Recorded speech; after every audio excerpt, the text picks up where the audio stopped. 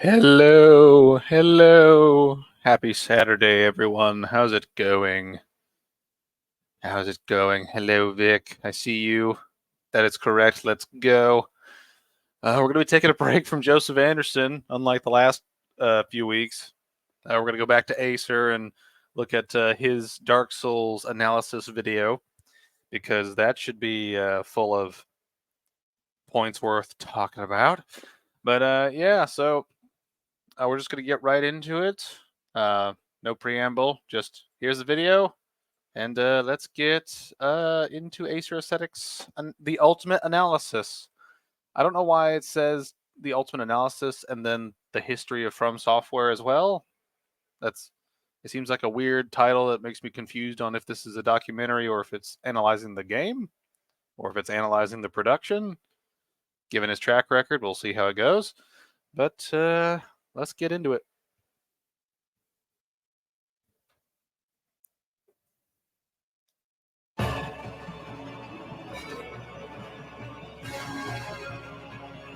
Okay, is he just gonna... I really hope he's not gonna play boss music the whole time, because I'm just gonna get really... I really worry that he's just gonna get me copyright claimed because of that music's playing. This is one problem about watching some people's like earlier videos, because I think this is when did this come out? Oh, this came out a year ago. This came out after Elden Ring. Let's see how that compares. Anyway, hello, Arbiter. I just finished your Dark Souls 2 commentary again recently, and now I'm in the midst of your Dark Souls 3 commentary, which I'm enjoying so far. I'm glad you're enjoying them. I had a thought to record myself reacting to the Dark Souls 2 commentary, just because it's technically going to be 4 years old this December. But I also thought about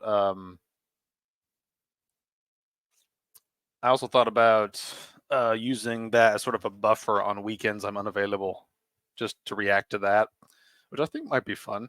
But I also don't like breaking things up too much. But anyway, let's see what Acer's doing here with the music. Hopefully I don't get copyright claimed, and I'm probably going to blab over the music until it goes away. So this is music. This is Dark Souls music. Yes, it's the music. This is the introduction. Yes. Dark Souls. There we go. The seminal game of the 7th generation by popular consensus. A lot has been said about it. He's already got a point in, and I'm already like, whoa, dude. Game of the 7th generation. Dark Souls. The seminal game of the 7th generation by popular consensus. The seminal game by popular consensus, as opposed to every other game that's probably sold like 3 to 4 times as much as Dark Souls. You know, just coming out the gate swinging and missing. But anyway, let's keep going. A lot has been said about it over the years, but often the greater context surrounding it is neglected, seemingly to elevate the game's legendary status. And by greater context, I'm not just talking about how it picks up the ball from Demon Souls, though that is important, but that From Software had released 10 out of 10 games long before Miyazaki started working there, and Dark Souls is not some abnormality. I don't know why my quality was so low on the video. It's an incredibly straightforward adaptation of where the original Kingsfield trilogy left off. If Kingsfield 4 was the pure distillation of Kingsfield 1's console-locked dungeon-crawling ambition, then Dark Souls is the realization of Kingsfield 2's more open and interconnected dungeon crawler. One thing I need to say for context, I've never played any of the Kingsfield games, so if y'all know what's in them, feel free to comment and let me know if what he's saying is true about them. I know about the Souls series, and that's about it. So basically Demon Souls onward. So let me know if there's any context that I might be missing. Having done a deep dive into From Software's pre-Miyazaki library, I have an expanded appreciation of their games, and to make this video stand out a bit in the admittedly crowded Dark Souls analysis marketplace, I'm going to lean into the legacy which predates Dark Souls, to explain where that expanded appreciation is coming from. Because of this, I'd recommend that if you feel your grounding in Kingsfield and Demon Souls is shaky, that you watch my videos on those games before going any further here. Dang, man, that's a lot of homework. And he's like, by the way, you need to watch 7 of my other videos to catch up to this, which is like, yeah, it's something that could be called like a series, like different series by the same company, but still, that's a lot of homework. Many different events have coincided to make this video happen, chief among them being the publication of the Abyssal Archive, in my opinion, the most comprehensive Dark Souls lore project ever assembled, featuring in-depth analyses and detailed comparisons between the original Japanese script and the English one. It was put together by channel friend Loki, and I couldn't be happier to promote it. Loki has always been the most detailed lore hunter in the community, and the work put into the 2-volume project is nothing short of amazing. To fetch your copy, go to www.abyssalarchive.com. For a better sense of the book's contents, subscribe on the bottom of the campaign page to receive an email with sample chapters. There's also a pre-order campaign for a limited edition which will run until August 14th. If that excites you, act quickly. Support for the Abyssal Archive will help fund future projects like it, including an audiobook version to be narrated by Vari Vidya. Once more, check this project out at abyssalarchive.com. Yeah, this is one thing I'm kind of curious of. Is From Software okay with this?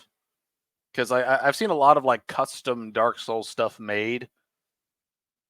And I was just wondering, it's like, do they give like free reign to people to create stuff like out of their works?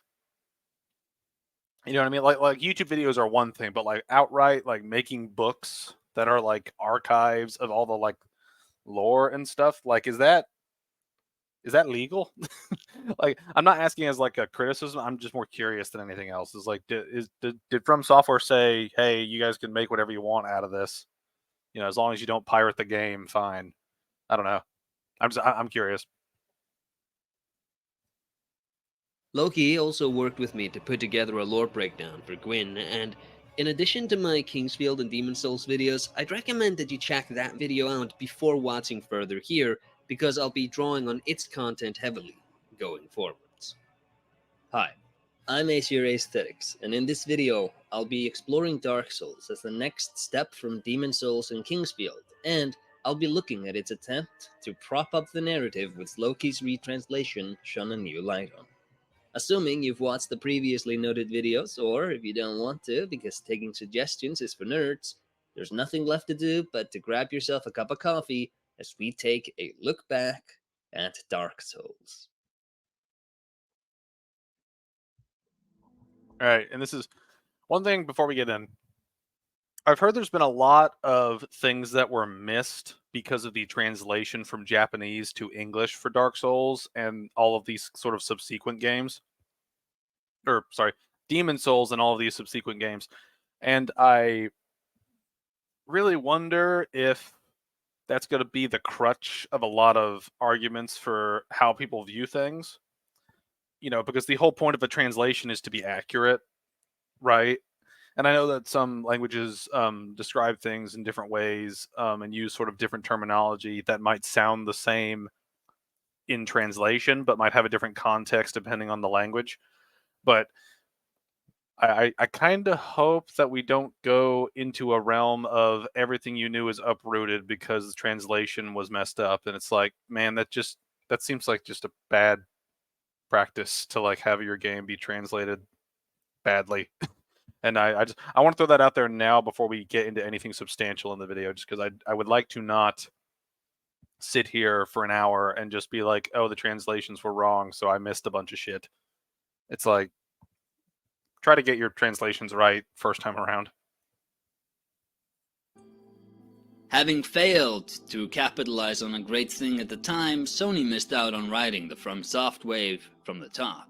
Of course, Demon Souls would not be their last cooperation. From Software is still contracted to develop a few more PlayStation games as of the writing of this video, but the winner of Demon Souls was clearly not Sony, but FromSoft. Wait a minute, so they made a deal with Sony to make multiple games, and they still haven't delivered on it beyond Bloodborne and Demon Souls? Like, that deal's got to be a decade old. Like, at this point, it's 15 years old, right? Like 15 or 16, depending on when they started production of Demon Souls. It's like how does that work? Like, is it a contract that just means you have to make X amount of games in like 20 years or something? That's weird. I can't fathom like stuff like that.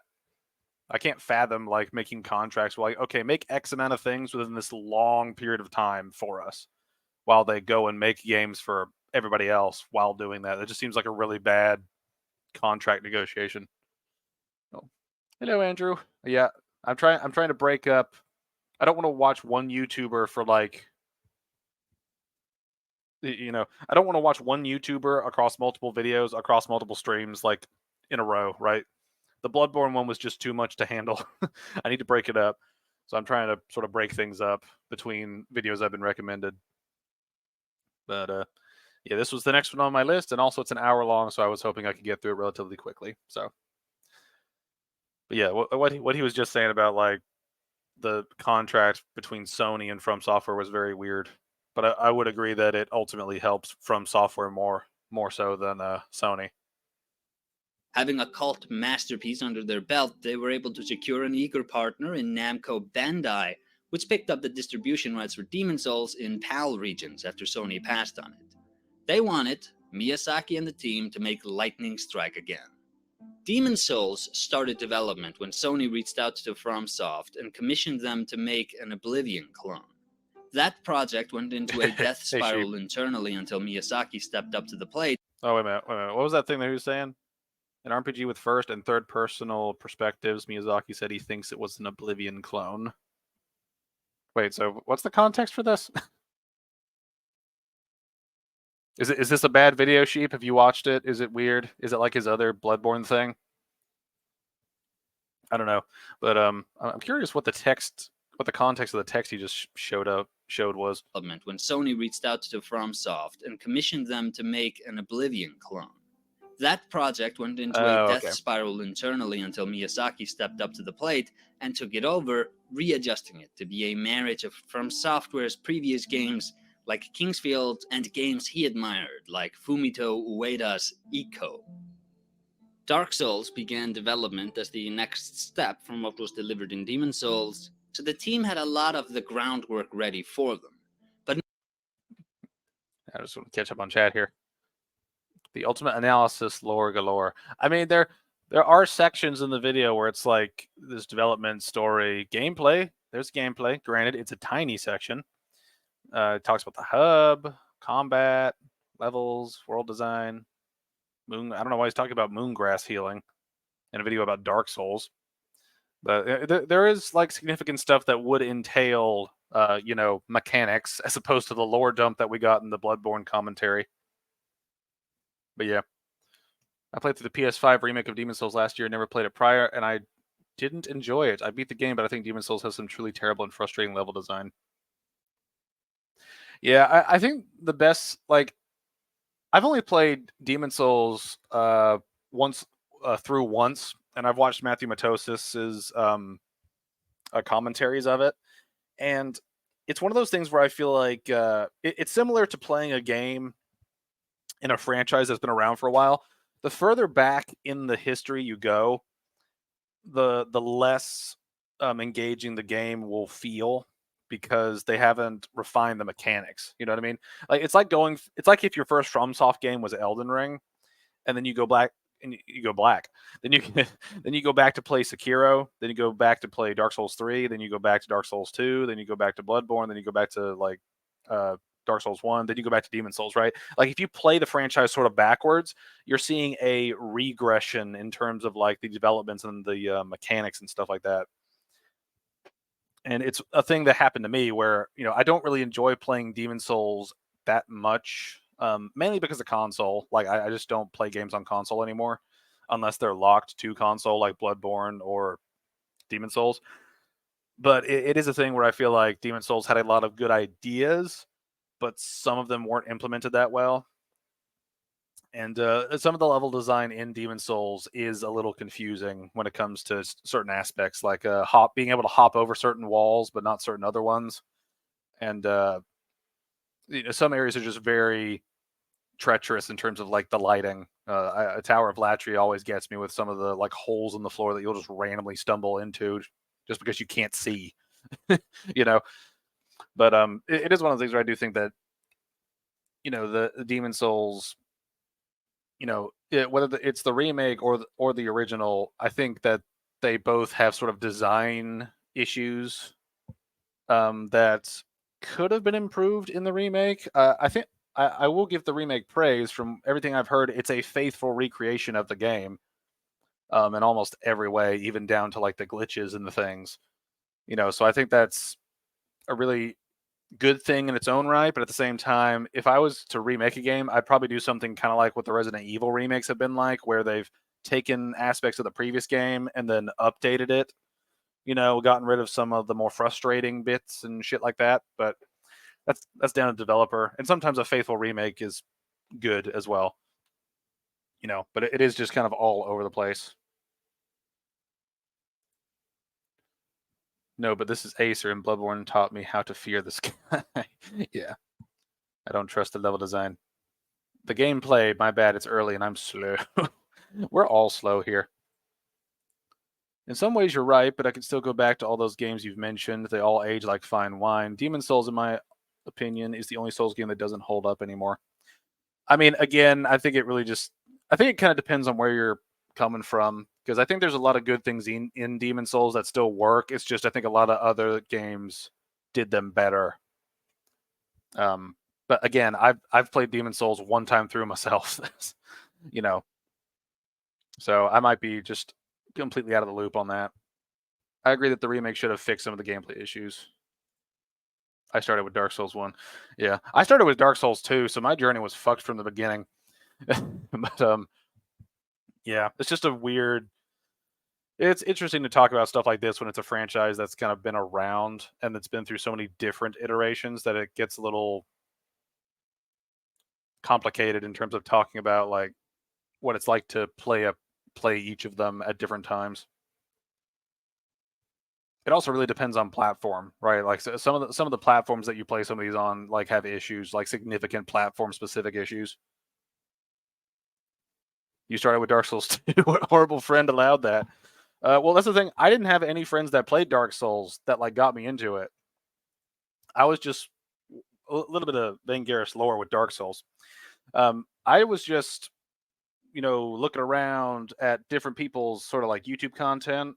I saw Mahler's videos going over H Bomber Guy, basically attacking Matthew Matosis's critique of Dark Souls 2, and so I watched his videos, and I watched Matthew Matosis's commentaries on Demon Souls and Dark Souls, and I thought, wow, this is a neat franchise. I think they had a bundle deal going on Steam, so I got them all. At the time, I got them all. The Prepared to Die edition did not work very well on PC, so I nixed playing that. Dark Souls 3 would not run properly on my PC at the time because I had a weak little laptop, and Dark Souls 2 was the only one that I got. Dark Souls 2 was basically the one I got to run first, right? So that's pretty much how it went down. So it was just the first one I got running, and the first one I had the most experience in because of Mahler's Dark Souls 2 videos about it. So that's pretty much it. Like, I was not recommended this by a friend. This was just kind of a random thing I stumbled upon across the internet. But since then, I have been through many experiences throughout many of the games. It's been a fun but wild and crazy ride. Took me finding this channel to actually manage and get through DS1 and DS2.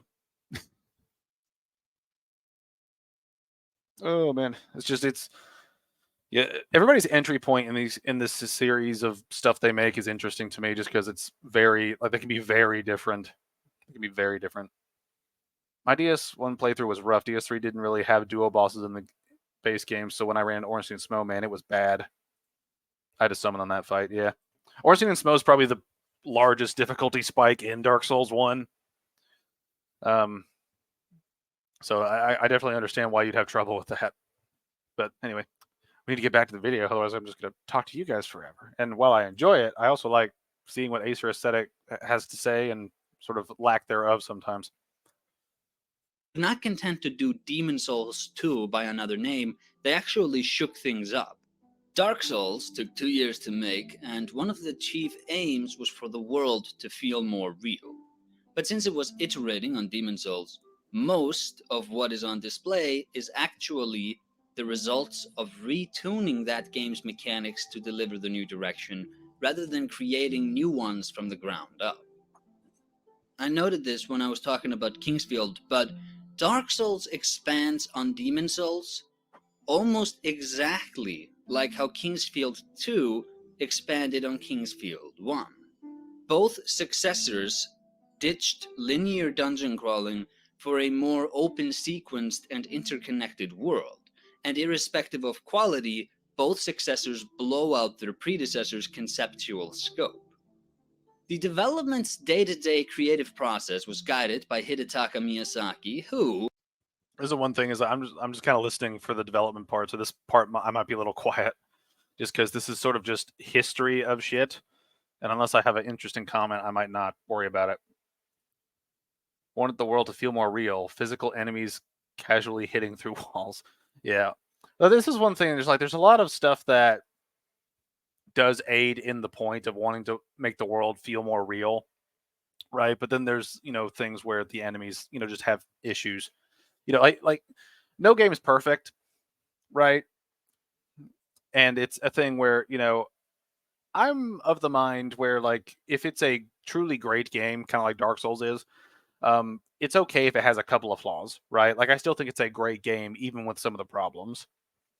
But it is a thing where like they're probably talking from a level design perspective when with that comment, Sheep. I would assume they're talking about just the world design in general, not really counting for like enemies, like glitches and stuff like that. But it is really annoying how enemies can hit through walls without getting the stagger effect that we get as players. That's a very annoying inconsistency. Unrelated, but Acer doesn't sound the same. I don't have realized it was the same guy who destroyed our souls over 3 months. Yeah, well, this video is newer by, I think, a year or so, because he made the Bloodborne video before Elden Ring came out, like in late 2021. This was made in like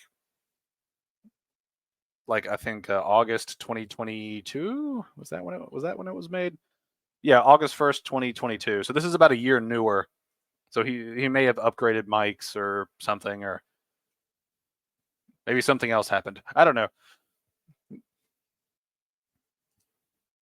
I'm still scared. Who knows how Acer is going to destroy my soul with lore? Yeah, when you love the game, you can love it, but if you are having a miserable time, you can be overly critical. Yeah, this is the thing about these games in general, is just that the loving and hating it aspect of the games is an interesting discussion in terms of what people love about them, what people hate about them, because sometimes people might love and hate the same thing. Like there are times when you love the difficulty because of the high it gives you after defeating a challenge, and then there are times where you hate the difficulty because it's beating your ass and you don't know how to deal with it yet. And so it's that kind of rubber banding, or that might not be the best word, but like you kind of flow back and forth between like what you love and what you hate, and sometimes it might be the same thing and you love it or hate it depending on different contexts and different situations. When I first played Dark Souls 2, I think I bitched and whined every single day for hours until I beat it. Now Dark Souls 2 I can understand, just because a lot of my like this is one thing that I was really glad. This is one thing where I was really glad that I came into the franchise sort of after the trilogy had been out. Because if I got into the franchise with Dark Souls 1 and then played Dark Souls 2, I probably would have given up on the franchise to begin with, just because of the arc of the games. Because Dark Souls 2 has so many mechanical, like frustrating, like bullshit things. It makes you think that the games afterward would be like that when they're not, right? Dark Souls 2 is an anomaly, right? And that's why it's such a weird game in their discography. It's very, very, it's very weird. That's very common, LeMahieu. The boss is bullshit until I beat it, then it's a 10 out of 10. Yeah. And that's the thing. Sometimes the best bosses are, you feel like they're bullshit until you get good at them, and then you realize, oh, there actually is a lot of telegraphing, and there's a lot of, time to recover and do different shit, But yeah, anyway. Let's go back to what he's talking about, which I already forgot what he's talking about. I think he's just talking about levels in the design to make the world better, I think. I don't know. It is very tough to play DS2 if you played the others first. You can do less actions with your abysmal stamina. You're way more slow. Yeah, you're way slower. The enemies hit much harder, much more frequently. There's more of them. The iframes are fucked. Yeah, there's just Dark Souls 2 is built in such a different way from the first two like Souls games that it comes across as sort of a prototype for them, right? Like this is one thing that I forget if I made this a point in the Dark Souls 3 or 2 video, but I know I brought it up at some point where if you put Dark Souls 2 as a game and just called it like Chosen Undead or not that, but like something like Bearer of the Curse, for example, right? If you called it Bearer of the Curse and released it before Demon Souls, and you just look at the mechanics of it, you could see it as a very, very rough, like sort of demo of stuff that would come later, right? The fact that it came after two games, that did a lot of the stuff in it either better or committed more to it, I think is a testament to how kind of screwed that production was in terms of just not even in terms of how the actual production ran, but how the production began from like a mechanical design perspective of like, we're going to take different things from Dark Souls and Demon Souls and mesh them together, and we're not going to worry about balancing them at all. It's just very it's an interesting arc if you begin with Dark Souls 2 and then play Demon Souls, Dark Souls 1, Dark Souls 3, Bloodborne, and so on, right? But if you play it in chronological order, Dark Souls 2 feels very weird. It feels very sort of incomplete.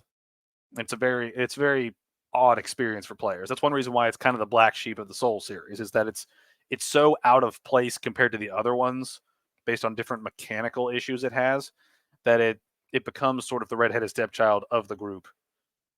Even though there are redeeming factors to it, but it's just one of those things where the perspective on it sort of shifts depending on where you place it in terms of when players play it in the series and when people kind of get into this series. Like Dark Souls 2, like I said, would not be a letdown if it came first. It's a letdown because Demon Souls and Dark Souls 1, both really great games, came before it, right? So it screws up the whole perspective on it. Yeah, it would make sense to put DS2 in the back and watch some of those less enjoyed mechanics get scrapped. Yeah, it's one of those things. Just Dark Souls 2 is just a big experiment of just a bunch of random ideas kind of thrown together in a blender, right? And there can be good games that come out of that philosophy, but it's the thing with Dark Souls 2 is not one of them. But anyway, I don't want to rant about Dark Souls 2. I got a commentary for that. Development's day-to-day creative process was guided by Hidetaka Miyazaki, who, to capitalize on the talents of his staff, commissioned the emotions of designs rather than specifics. For example, the direction he gave to the artists when they were creating weapons and armors was to make something they would trust their lives with in battle, or to make something with a protective enchantment. And with these basic and ambiguous directions, the artists were able to make stuff which far exceeded Miyazaki's imagination. That's one thing I can believe, is that Miyazaki like fosters creativity in his staff. And that's one thing that I've heard some people say, like, oh, he gave the people of DS2 free reign to do what they wanted, and it's like he signed off on it. It's like, yeah, but it's kind of similar to me, where just because you let someone have free reign doesn't mean that's a good thing if they're not as talented as other people you've worked with.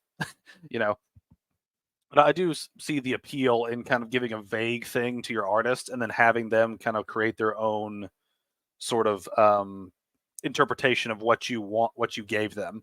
Right. I think that is a interesting way to create things and make everything a little bit more individualized and differentiated, as opposed to it all coming from one specific person. Miyazaki confirmed summons. The developer has skill issues. JK. Yeah. I mean, I'm really curious of his design philosophy now after Elden Ring. I've not played the DLC to Elden Ring, but I've heard some issues. I've heard some issues have been had by people with it in terms of how it's balanced, which will be interesting to cover when I actually play it, which I don't even know when I'm going to play it. DS2 might have been a shambles mechanically, but it gave us 4 ring slots. That's true. It gave us 4 ring slots. I will forever be grateful for the little things like that. That's not to say there was no order, however. When he got a design he didn't like, Miyazaki would give out more specific instructions, though he made a conscious effort to not make his team of artists into tools by telling them this color or this shape. Miyazaki feels that once instructions are too specific, I've heard DLC claps cheeks something awful. Maybe. I mean, I've seen clips of people and my biggest thing is just balancing, right? Because I've heard a lot of people complain about the Skippy tree shit. I've heard just like the balancing of the DLC is really off. Like they create a whole new balancing system with these like Skippy tree or whatever they're called, like things that you use that increase your damage and decrease your damage taken. And it's just one of those things where you completely rebalance the game on top of a game that was already having balancing issues to begin with. You know, it's just one of those things that just kind of fucks with me as I go along with these series, because Elden Ring might be my last From Software game, right? After I play the DLC, I need to look at it, play through it several times, and make sure I understand it before I make a decision. But it might be my last From Software game, just because I don't like the direction they're going in, where they just make things visually appealing but overly fucking difficult to the point of just being annoying, right? That's something I got to deal with. Oh my god, yes, man, I hate the Dark Souls one only gives you 2. Yes. The DLC fucks, man. I watched a friend stack up 400 plus deaths fighting the final DLC boss. I mean, that's kind of expected on the final boss of the DLC, though, but I don't mind a boss being hard. I mind them being mechanically, like, interesting and engaging, and I've just heard a lot of bullshit happens in the DLC. But I'll get there one day. You will see that on the gaming channel at some point. creativity goes somewhat out of the window, and how he knew where to draw the line was because he had a guiding principle for what he wanted from designs. The guiding principle of the artistry of the game was that it needed to be refined, elegant, and dignified. And while Miyazaki actually left the nuts and bolts of artistry to the artists, when these principles were not served, he would readjust the mindset of the designs to get something which more closely fit the game. The initial design of the undead dragon, for example, was supposedly disgusting, being covered in maggots. And guiding the redesign was Miyazaki's suggestion that instead of focusing on the undead part, the artist should hone in on the sadness of a great creature marching on towards its own extinction. Dark Souls draws on other works of fantasy, dark and high, like Berserk and Harry Potter, Lord of the Rings, Kingsfield, Demon Souls, the fighting fantasy role-playing books, as well as other assorted RPGs and mythologies. And it was a creative decision by Miyazaki that the team should go out of their way to resist the easy route. It's true that they were making Resist the easy route. Like, what is the easy route, though? Like, what does that mean? Some of those bosses have so much shit going on that even while watching and rewinding people playing it, I don't know what's happening. Yeah, I've heard that criticism of it too. It's like it's one of those things where just like they're like the telegraphing has gotten so fast that unless you can perceive every like tenth of a frame, you're probably just gonna have a hard time. You only really get one sheep after taking the FAP ring. that's true. And it breaks if you try to remove it. So take your pick. You want Chloranthy ring, Havel, or that stupid Abyss ring? Yeah. Getting Chloranthy in DS1 is a mission. I'll tend to just use the Grass Crest Shields. Yeah, same here, Andrew. As I keep forgetting where the Chloranthy ring is in Dark Souls 1 because I just don't want to go get it. The Grass Crest Shield's way easier to find. But yeah, I will get to the DLC of Elden Ring eventually. I promise. Yeah, but what he's talking about here is like, yeah, this is some interesting design for development purposes. Well, that's the thing, sheep. I don't remember. I don't remember. we don't know where it is. It's in a tree in the Great Hollow. Oh, that area is fun. Dropping down over and over and hoping you don't break your legs or get crushed by mushrooms. Whoa. A fantasy game, but he welcomed curveballs and experimentations as those would be unpredictable and would make the game stand out in its genre. Thematically, Miyazaki wanted three things: Gods and Knights centered on Anor Londo, Demons and Chaos centered on Lost Isolith, and Death and Decay centered on Nito. And a final main theme cropped up at some point in the ancient and uniform world of the dragons. As more and more designs piled in, more specific requests could be made of the artists, as it was clearer where each new element would fit into the larger whole, and the artists themselves often had long discussions with Miyazaki about philosophy and the roles of characters and themes, which expanded on the meaning of certain elements in the game, and this process helped to ensure that the world felt realized. Visually, Dark Souls is a very impressive and uniquely looking game, so this laid-back attitude to direction seems to have paid off, and why wouldn't it? Allowing each cog in the machine the maximum freedom to deliver on their craft seems like an easy path to getting something unique. That's how it was for Miyazaki when he rescued Demon Souls, after all. Okay, so there's that developments bit. Now we can actually get into the bit that I know we could talk about. Oh. No wonder I only found the ring once. I don't like that area, so I skip it on every playthrough. There's no real reason to go back there unless you want like the upgrade materials for specific things. It's a very useless area unless you want to do like specific quest lines or get specific upgrade materials. Just not worth it. That's one thing I will agree with. DS1 for rings really did suck.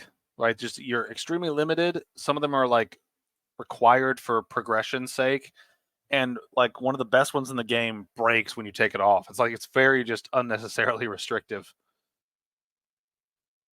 Tomb sucks, man. It does not reflect hard but fair well. It just reflects hard and get fucked. It reflects that pretty well. I only go through it to get to Ash Lake for end of Onion Bros quest for that sexy Titanite slab. Yeah. You also take guaranteed damage to fight Nito, by the way. That means you have to go all the way down, but at least you can warp back up. Also, one thing you have to unlock warping and then go back down it, right? Because I don't think you can warp down to it. Like I'm pretty sure you can't warp back to it if you like unlock it and then go back up. Like, because I don't think there's a warpable bonfire down there except at the very end with the dragon. But anyway, let's get into this story and see what's actually here. Dark Souls' story is a melancholy exhibition of misery, and the horrors which emerge when the natural law of the world gets perverted. Presentation-wise, it is famously minimalistic, and it utilizes RPG design conventions for narrative, rather than more explicit or straightforward techniques. That is, RPGs have item descriptions, Dark Souls' item descriptions are utilized for lore. RPGs have environments, Dark Souls are utilized for environmental storytelling. Like I said, RPGs like have like locations, and it's like every game has locations, dude. Let's go back and hear that again. RPGs have item descriptions, Dark Souls' item descriptions are utilized for lore. RPGs have environments, Dark Souls are utilized for environmental storytelling. It's just one of those like it's like, bruh, why'd you say it like that? A moment of silence for all the people who found that bonfire and rested at Ash Lake, not knowing the violent path back up that awaited them. Oh man, it's got to be. And this is one of those. That's probably one of the biggest arguments for warping from the get go, like in favor of that system, just because it's like, and sometimes some bonfires you really do get trapped at, and it's annoying as hell. I don't know who would even try manually going up the Great Hollow. Somebody would. First time player probably. Yeah, that's the thing. If you play Dark Souls like and you go down there at the first opportunity, you'll be used to walking around. You won't be used to warping. Right? You won't know you'll be able to warp out. Like Van said, that's why the Dragon Covenant bonfire is a necessity. It's like the only one down there that you can interact with, or that you can warp with. That's one. I wish Dark Souls all the bonfires were warpable after you got the Lord Vessel. I don't know why only specific ones are warpable. Maybe it's a mechanical thing, just in terms they couldn't make it work for some reason. But that's a really odd restriction. Anyway, let's go back to the story. The game does, of course, employ more traditional techniques like cutscenes and dialogues, but because of how desolate the world is, the player will find themselves leaning on those unorthodox methods to more flesh out the landscape. Having experimented extensively with this presentation technique in Demon Souls allowed Miyazaki to lean more into them here, since there was a readier understanding of what worked and what didn't. Like in that game, Dark Souls opens on a cutscene, which set the My worst one is Vamos, Bonfire, and Catacombs. If you can't warp, trying to get back after Pinwheel is pain personified. Yeah. Just a lot of things that were sort of restrictive. It's annoying. You have to run through Andre's garden, even though you'll have a bonfire lit, just to get to Sif. Yeah, just the limited warping is a very odd design choice. It's very odd. the groundwork for its story. Long ago, the world was uniform and ruled over by dragons. Then fire came, and with it, disparity. Light and dark, hot and cold, life and death. And souls of dispersed power, 4 of which stood atop all others and were held by those who would become the great lords of the souls. They are the first leaders in history, and eventually, after creating their own civilizations, they warred with the dragons, and after winning out, they had the world for themselves. This ushered in the Age of Fire. Eventually, however, this fire began to fade, and humans began to rise in power. To combat this, Gwyn immolated himself to prolong his age after setting up methods to keep it alive forever. The game's story picks up near the end of this second wave of the Age of Fire, and humans are afflicted with the curse of undeath. They resurrect after dying until they eventually lose their minds and go hollow in a process known as hollowing, which ludo-narratively can be thought of as the player giving up. There's actually a real depth to how much of the player experience is contextualized in-world, which is something I'm always a fan of. I like it when fast travel is contextualized as the player taking a carriage between towns, or when role-playing games have optional varied faction quests which help propel the player through a specific build of their choice. If that's the baseline of action RPGs conceptualizing gameplay conveniences, then a game like Morrowind would be a very good comparison case to Dark Souls, and in that comparison, one can't help noticing that Dark Souls' contextualizations of play are often layered incredibly deep within its own lore. So much so, in fact, that players kinda need to take the game on its word that these things actually connect to the same game as the story we see in the opening cutscene. Things like the rite of kindling, respawning at bonfires, and collecting the souls of fallen enemies all feel like they were game mechanics first, later incorporated into the lore. But because the law of this universe is so far from our own, it actually never feels like the in-game context of these mechanics is being shoehorned in. I like Vamos. Shat myself first time his cutscene played, thinking I'd be fighting a boss. Complete surprise since Finkeris never visited him on the playthroughs I watched. Yeah, well, that's the thing. The playthroughs I watched, like, were not complete, right? Like they weren't me at my most knowledgeable. You know, it's like the first, like the only run of the game that I had some knowledge of was playing Dark Souls 2, and that was after like 4 or so runs of the game.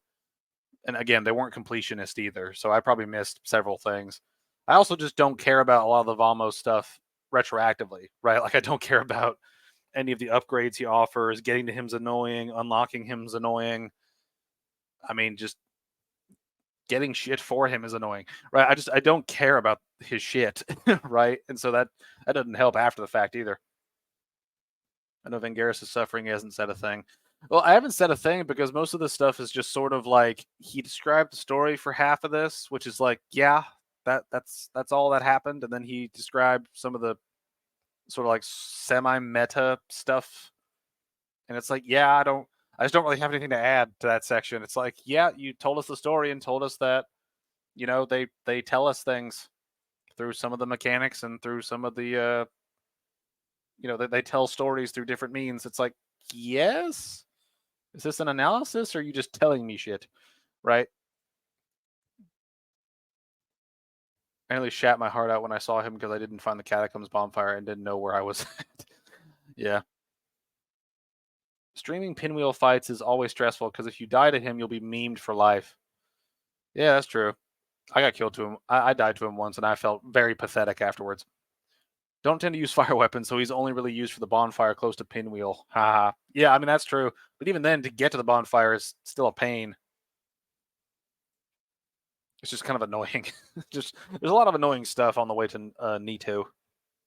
If you want to poke holes in the game's presentation, surely you would start by talking about the kilometer-tall trees or the elephant-sized crows. Dark Souls knows it's a fantasy game, so it doesn't feel... I just want to play a little clip real fast. Just watch what he does not do here. Surely you would start by talking about the poke holes in the game's Did you see that? presentation. Did you see that? Surely you would start by talking about the kilometer... He completely ignores the key to the place he's about to go to. That's weird, man. You play games weird. Watching Vanguard struggle to pinwheel during the DS1 Road to Commander was emotional. I can't even remember like half the shit that happened in those series just because they're so far back in my memory of playing these games. I don't even blame you. You can probably cook heavily with those clones. Yeah, that's the thing. Pinwheel's one of those things where like the only real threat is when he duplicates himself and when they cast fire at the same time. Right? That's when it actually gets dangerous. And when it gets dangerous, it goes from like 1 to 10 in like a second because they hit you for so much on New Game Plus. It's just very odd. ...tall trees or the elephant-sized crows. Dark Souls knows it's a fantasy game, so it doesn't feel the need to be ashamed of its gamey components. It flaunts them. And the excellent blurring of the lines between conventional fantasy and Dark Souls often has a culprit in the game mechanics which make it what it is. Okay, so that was all of the story summed up in 3 minutes. Okay. There's so much just like that whole story section was just like he described the story and then talked about how like the mechanics help the story work, and it's like, yeah. Are we going to talk about different aspects of the story, like some of the like character arcs and how it all fits, the how different characters interacting different ways can lead to different outcomes? It's like he just kind of spat out that this is the game. I've analyzed it now. It's like, okay, I guess. Sort of, barely, whatever. It was New Game Plus. That explains everything. New Game Plus is a monster. Now, I don't remember exactly. Like I said, I don't remember much of those runs. So it may have been New Game Plus or it may have just been New Game, and I was trying to get the Rite of Kindling as soon as possible and just suffered. I don't remember really. My current DS1 playthrough I'm doing turned into a piece of cake because I got a Black Knight sword drop.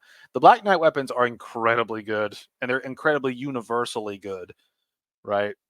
I mean, the halberd is probably the overall best one because it can attack the fastest, as well as having the longest reach,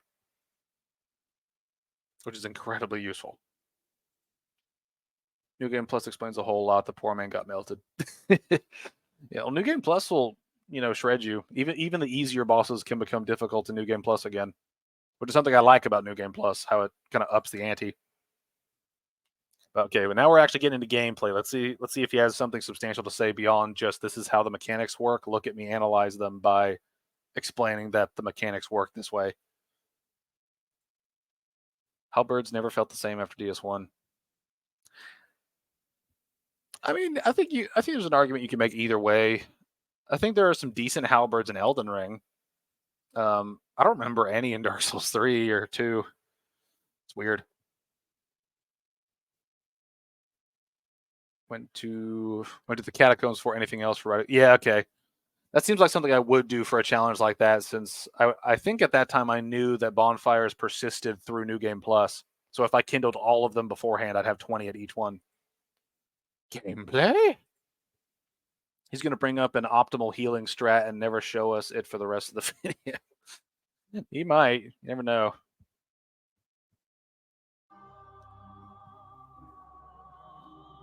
Much like Demon Souls before it, Dark Souls is a third-person action RPG, and it focuses largely on exploration and defeating bosses as a means of propelling the player forwards. Most of the gameplay is brought one-to-one back from Demon's Souls, but touches here and there are new, with some even harkening back to pre-Miyazaki from Software. Andrew, I'll make you a bet right now. If he if he argues that the Estes killed the Dark Souls series, you can make the dumbest comment you want, and I will leave it up for the rest of the stream and never put up another one. You can pick whatever you want, and it will stay on screen the whole time in between other comments. I will make it work. Like how the small radius of light, which is here to make dark areas playable, is basically the same as it was in Shadow Tower. And like in Shadow Tower in Kingsfield, standard enemies here hit really hard, so death is always close by, which will make players go through the world cautiously. Oh, that encounter. This is one thing that I'm really confused on is how are we expected to deal with the Drake encounter? Like how are we supposed to deal with the Drake encounter? Because I've tried dealing with it in different ways, and I don't understand how you're supposed to be able to get to this bonfire behind it, right? It's like you want to please pick something weird. I'll take that bet. Acer, please say Estes killed Dark Souls. He might. There's a huge section on yeah, see there's a Moongrass healing section that's 6 minutes long. So I think he's going to talk about it at some point. But how are you supposed to deal with the Drake encounter? Because I've tried different strategies to kill him, and it often devolves into just shooting a metric fuck ton of arrows into him and hoping that he actually manages to die before he regenerates health back to half. Because he does regenerate health, and that's an annoying part about this encounter. Is like, why does he regenerate health? That's stupid. It's just such a bad encounter. You had to avoid getting hit in the initial encounter from behind. It's like you just got to haul ass to avoid hitting it. Another thing too is his fire damage is inconsistent because he attacks you from behind. That does a decent bit of damage, right? Like over half your health. His frontward attack is like pretty much guaranteed to kill you. It's like, how are you supposed to deal with this encounter, right? And this would be different if the and this would be different. All right. There's it. I've got it cataloged, so I will bring that up if he. I will bring that up if he says Estes killed Dark Souls. But again, with this encounter, it's like if the lever to unlock the gate behind him was on the other side of it, I could understand this encounter being the way it is. But as it is right now, you have to somehow defeat him or get past his flame, both of which are incredibly tedious and time wasting because you'll probably die, or you'll spend a billion souls trying to like kill him with arrows. I don't understand what the point of this encounter is. But anyway, enough ranting on the Drake. Keeping their eyes open for alternate paths and possible traps. And like you can fight him that way too, but he'll usually breathe fire or like smack you because of his body being huge. It's a very bad encounter in my opinion. Just a lot of like, how am I supposed to do this sort of thing? The world is mostly a continuous and interconnected affair with some choke points and warp points here and there for story and loading purposes. Around the halfway mark, the player gains the ability to warp between checkpoints, and areas become more linear and self-contained. But some groundwork first. The opening area is usually the best place to start when evaluating games, as they are often designed last. All right. Hard but fair, the dragon comes from behind with no indicator.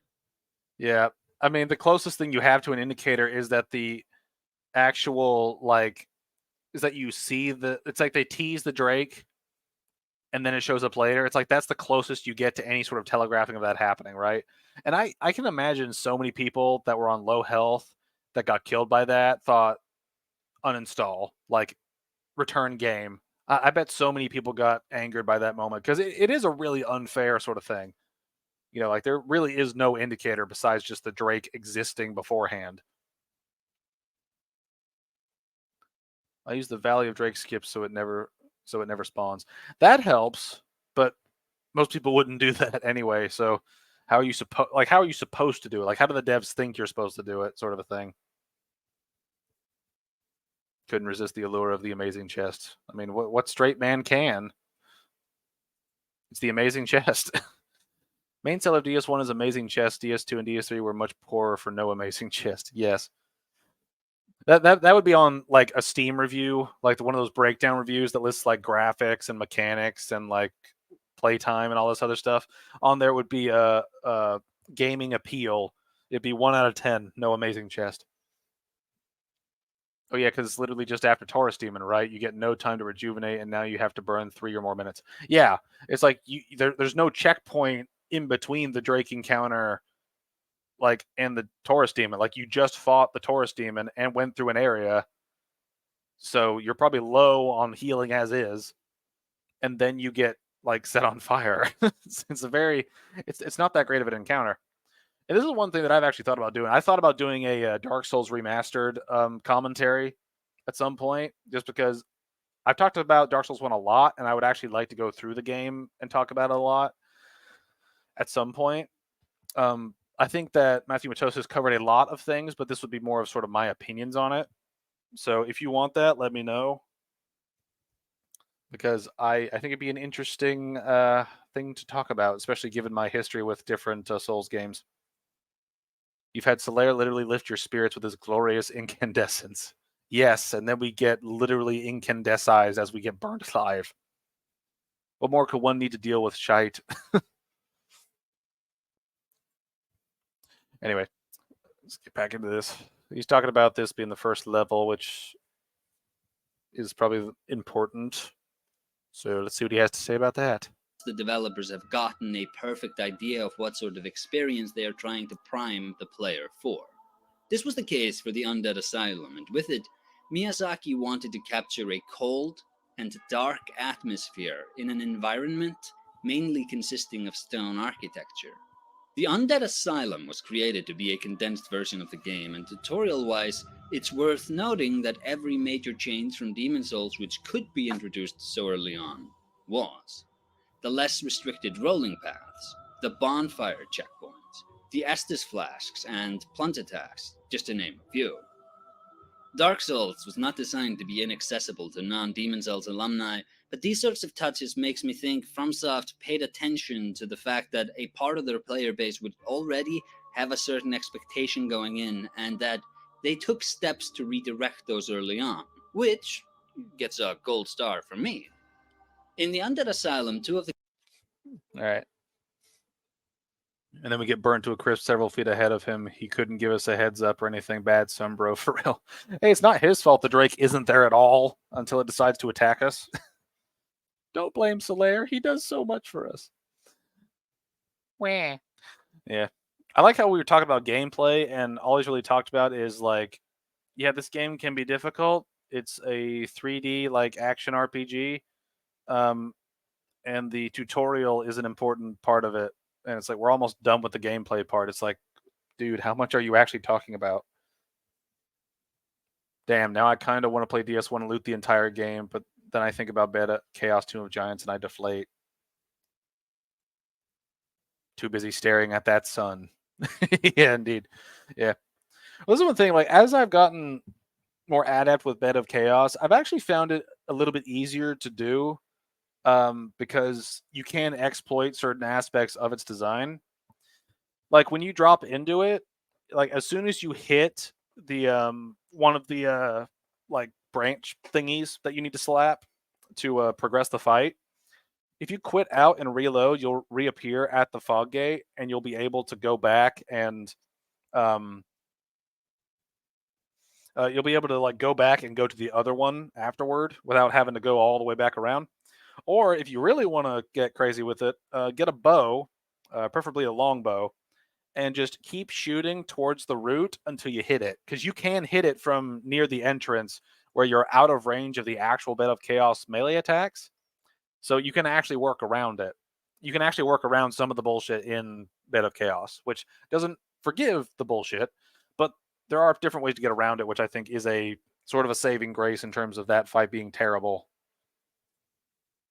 Nice grab of Oscar there, the chosen undead. That wasn't. Is his name actually Oscar? Yes, it is. I stole that cheese from your Great Sword DS1 run for my playthrough. Yeah.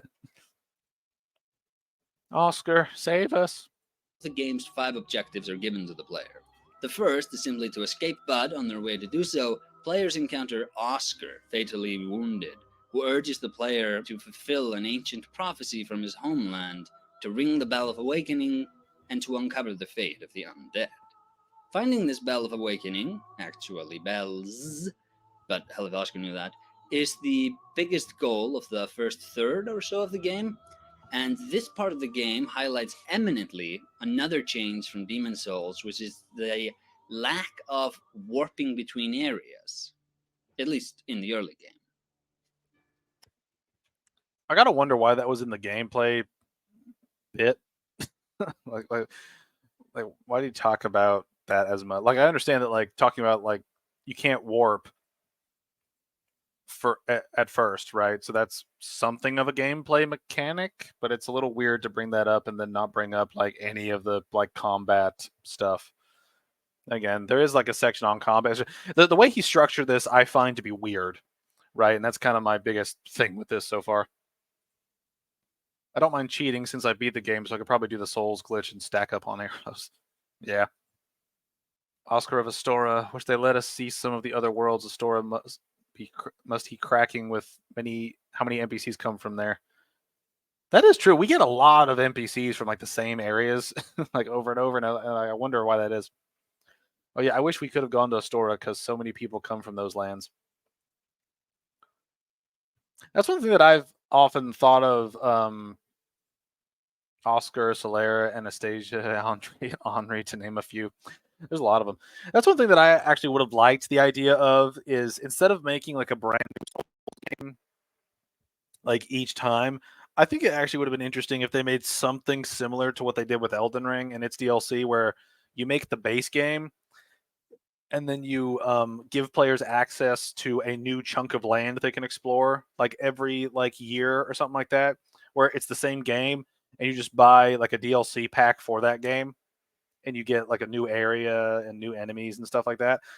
So it's like a single game with a bunch of DLC added to it. That way you don't have to recreate a game from scratch. Or Katarina with the Onion Knights.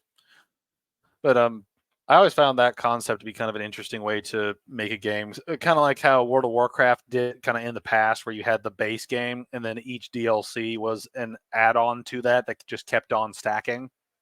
Like, I like that idea of a game. That way you don't have to buy a completely new game. They can keep the game running, and they can, I think there's a longevity issue when you release sequels over and over and over. Just look at Call of Duty. Just Call of Duty outmodes every previous Call of Duty within, like, a year or two, because they release a new one every freaking year, right? It's meant to maximize profitability as much as possible. Whereas games like this, I think, having, like, sort of the base game and then a big DLC with a big chunk of content drops every year would be a good way to kind of keep people invested in the game, but also keep introducing new things to the game without having to start from scratch or have to rehash things over and over. Now, it could get repetitive in terms of some of the content, but I think there is something there to be sort of explored. It's pretty funny. I never realized when you chose your class in DS1, they're from a different land. Sure, it's either DS1 or DS2. Thought it was pretty neat. But, yeah.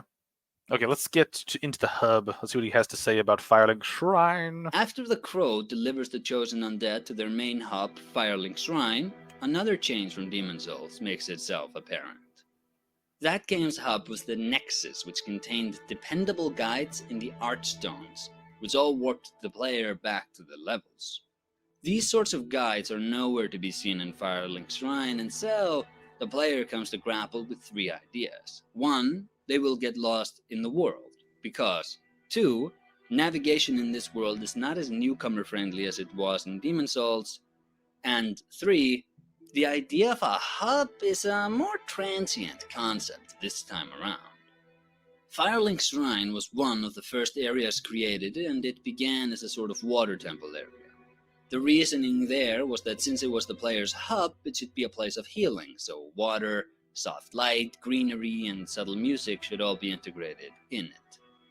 Without the master key, Firelink Shrine branches off to 3 paths, and, to a first-time player, 2 are worth going. The most obvious path, Undeadburg, is their best place to go, but the ability to make the call to descend the catacombs, which will net them the ability to superkindle bonfires, is an early indicator of a devotion to something I like to call the getting lost in the world mood. Wow, that's all he has to say about that? It's like just getting lost in the mood of the world stuff. It's like, you don't want to talk about like access to different pathways and things like that? Or the fact that you can literally quadruple your healing by defeating Pinwheel this early? It's like, oh shit. Of all the things he chooses to talk about, why does he pick the things he does? All the getting lost in the world mood.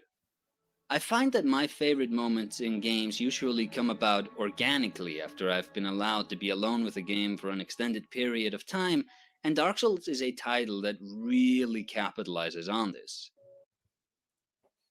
I don't think many people are going to make it to Pinwheel Man unless they've played the game a few times and are good. Yeah, like going down through the skeletons is way harder than dealing with like the Undead Burg dudes. It's way harder, and you don't understand the gimmick at first because the skeletons reassemble over and over and over. So you don't really know how to deal with them until you see the first I forget what the name of the NPC is, but like the dudes that cause them to reassemble. Until you see them and until you kill one of them, you have no idea how the skeletons are reassembling, right? You have no idea if you just have to beat them down over and over and over and eventually they die. Like, you don't know this shit. You're also like they also hit very hard, are usually in groups, like you yeah, and like as you say, sheep, you do no damage to them either, so they're practically immortal. It's just a incredibly dangerous path, and it's like, well, getting lost in the world doesn't cover like how much pain and suffering you're going to go through trying to go down that pathway.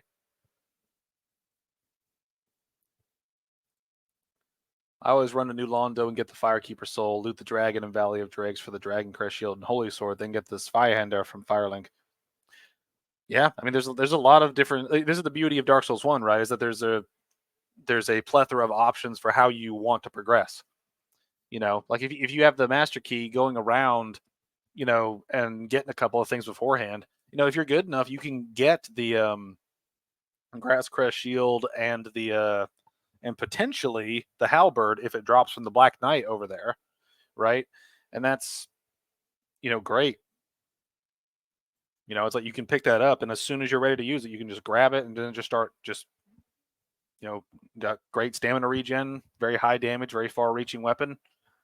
You can you can loop around, maybe kill Havel to get his ring for extra equip load, and then you run up to the Taurus, and you've basically skipped all of Undead Burg without the hassle of actually dealing with it, and you've gotten a lot of great gear in the process. And a lot of pathways like that exist, and that's part of the reason why Dark Souls is such a great game. It's because of that sort of like custom, like you choose how you want to run the game, like you choose how your playthrough is going to go based on your knowledge and where you want to get shit from. No bloated cutscenes and no unfunny sidekick yammering his characterization at me. This game is a more pure experience. What? Characterization at me. This game is a more pure experience. Dude, how stupid are you? What is this? Look at this. Look at his health bar up here. This like at me.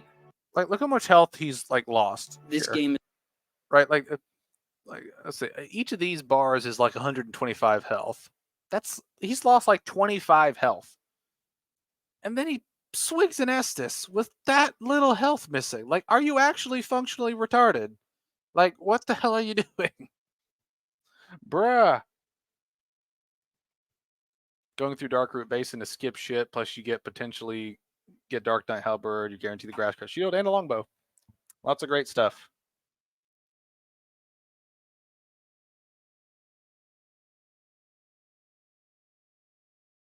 Is a more pure experience, in a sense. And a lot of sneaky tricks are employed for direction here. But before I can elaborate on those, a brief side note. Every inclusion both adds and subtracts from a work. It adds with the ramifications of its inclusion, but it also means you've limited the things you can do onwards. I'm going to come back and get that argument again. There's your argument for him not actually playing the games personified. Yeah. Well, it's one of those things where I got to understand if you have like a button slip or something, like you mean to hit one button and then maybe you like graze the other one on the way over there, but I just don't know how you do that, like how you functionally do that, because like you stop moving and you take a swig. It's like if you took, like if you were expecting damage to happen because, you know, those little things down there in the catacombs that shoot spikes out, if those things were, like if you expected to take damage from there, you're either A, making a bad decision to heal while still in range of the attack, you know, or you're choosing to heal when you absolutely do not need to heal, right? It's such a weird, like it makes me think you don't play the game. It makes me think you just hire somebody else to play the game and they don't really know what they're doing either. It seems odd. It seems really odd. Not gonna lie, I'd be doing that a lot if I know I'm gonna get hit hard, so I'm at full health. Not in DS1 though, because damage isn't usually high. That's my new game plus 7 strategy. Stay at full health because I'm gonna lose 70% of my HP and die. Oh, remember his hot bar before final Bloodborne boss. Yes, that was weird. That was really weird. But yeah, now this is one thing, like if you're expecting to take damage and you want to minimize it, that's one thing too, right? But like look at what he drops down to from here. In a sense. Right, like he picks that and up and a then lot falls of through a sneaky hole tricks are employed and loses the same amount of health that he just lost. It's like he didn't need to heal. Like period. Play the game once, do this once, you're good. You know the problem, you know how much health you're going to lose. It's not a lot. It's like it's just a waste of resources for no reason. Oh my god, it was terrible. This man's hotbar was a mess. Yeah. Just don't be a bitch and take damage stupidly. It's like, yeah. Well, this one thing, like fall damage is something that like is kind of unavoidable in certain situations, but still, it's like you can at least wait. You know, if you can make it down here without too much problems, you can like wait a little bit, and you know, he can wait a little bit before he heals. You know, at least try to conserve at least one Estus flask. I didn't notice, bro. He lost a tick of health. Yep, it's just it makes me think that he just plays games weird.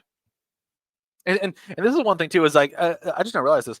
This might be the reason why he prefers grass to the Estus, because he can spam that shit whenever he wants to. And I feel like he never got out of the habit of spamming it, and that's why it showed up in this clip just now.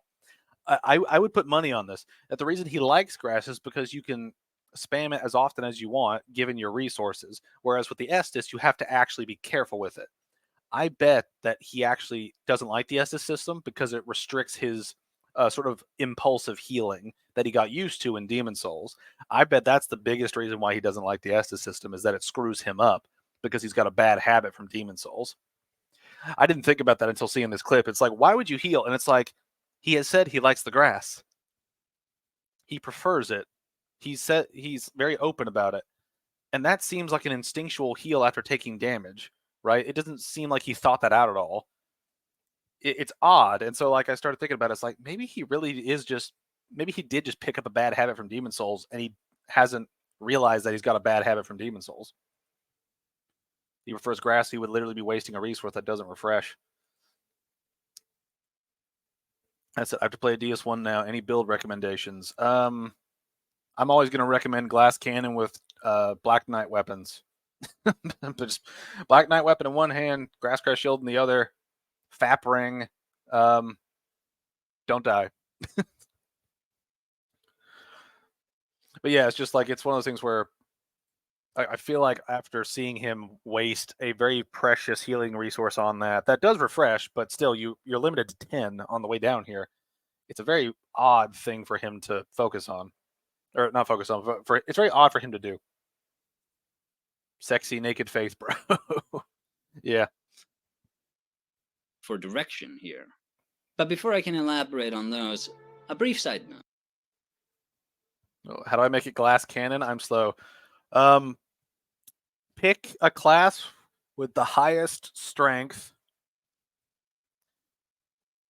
Let's see, pick a class with the highest strength. I forget which one that is. Get the master key in the character creation, and then get to the asylum. As soon as you get to Firelink, go down, go down the staircase, take the elevator down to New Londo Ruins. Go to the elevator to your right, not the elevator, the other pathway to your right, to the Valley of Drakes. Go through there, pick up all the items and souls you can, and just haul ass to the next bonfire. Sort of on the kind of opposite end of the Valley of Drakes. Rest of that bonfire. Right after that, the Black Knight with the halberd. Do your best to parry kill him, or just backstab him to death. Do whatever you can to kill him. I would not recommend throwing him off the edge, because that's a good way to lose a weapon. But I would kill him. Hopefully he drops the halberd. If not, you will have already picked up a pretty decent holy sword in the Astora sword, I think is what it's called. But the halberd will be there, and the grass crest shield will be there as well. And then you just pump stats until you can use both of them. And then after that, you're pretty much good. Just like keep, pumping stats into the stuff you need, and then you should be good to go. Now, if the thing doesn't drop, then you probably just have to do something else. But that's what I like doing. But it's a little inconsistent just because the drop is inconsistent. Lightning spears and divine swords, lots of those. I'll do 2 characters, Andrew. I think I did a faith character started. Pump that strength. New game until he drops the halberd. Yeah, just redo it over and over. It probably wouldn't take long to do, actually, if you it would probably take maybe 20 minutes per attempt, maybe 15. I don't know. I haven't actually timed that stuff, so that'd be an interesting challenge to do. Oh god, I suck at fighting. This is the time for you to get good and learn how to fight the halberd one. Every inclusion both adds and subtracts from a work. It adds with the ramifications of its inclusion, but it also means you've limited the things you can do onwards. All right, what he's saying here, I think, is something that can be right in some situations. But sometimes you can just add a thing that is only a benefit and only a con, right? It's a little bit more malleable than what he's saying, but I kind of understand what he's talking about. But I wonder what he's leading up to with this.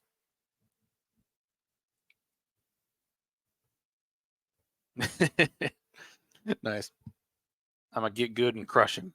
Good luck. Crush well. Every word in a poem limits what you can write after it. Every scene in a movie likewise narrows the expressive opportunities for all subsequent scenes. What the fuck are you talking about? What is he talking about right here? Word in a poem limits what you can write after it. Every scene in a movie likewise narrows the expressive opportunities for all subsequent scenes. And no, it doesn't. It's like, just because you do one action scene at the beginning of a film doesn't mean you can't do an action scene like it later in the film. That's such a weird argument. Like, what the hell are you talking about? Like, just because you do an idea doesn't mean you can't do that same idea again later on. Like, what is this shit? Forgot we were watching this, just talking about the game. I know, right?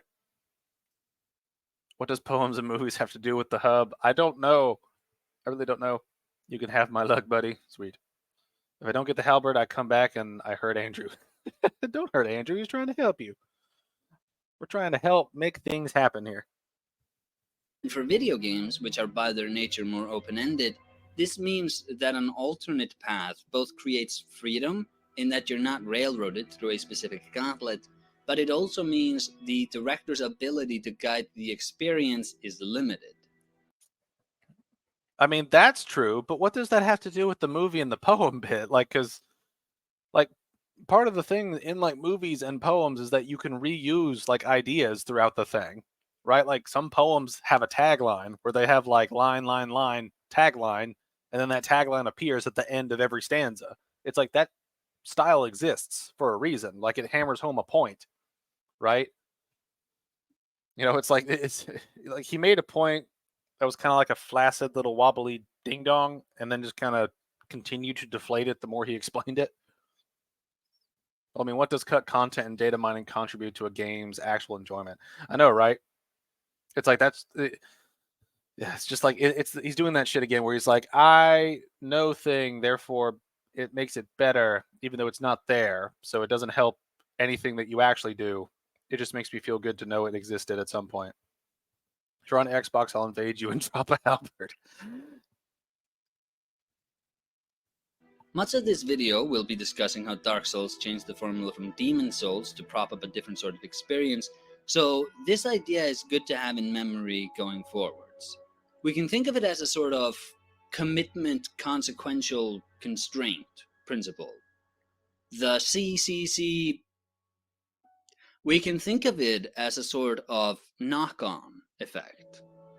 To maintain a game's identity, to ensure that players don't accidentally play something they weren't supposed to, the go-to maneuver is to have an ever-present director orbiting the player, and this is of course the gameplay loop. Oh man, I love how you guys just help me. Cross-platform, help each other. We need to unify in gross incandescence. Whatever direction the player chooses from Firelink Shrine, they'll be fighting hard-hitting enemies while juggling ever-decreasing health and healing resources. Additionally, every enemy slain will drop souls, the game's merchant and leveling currency.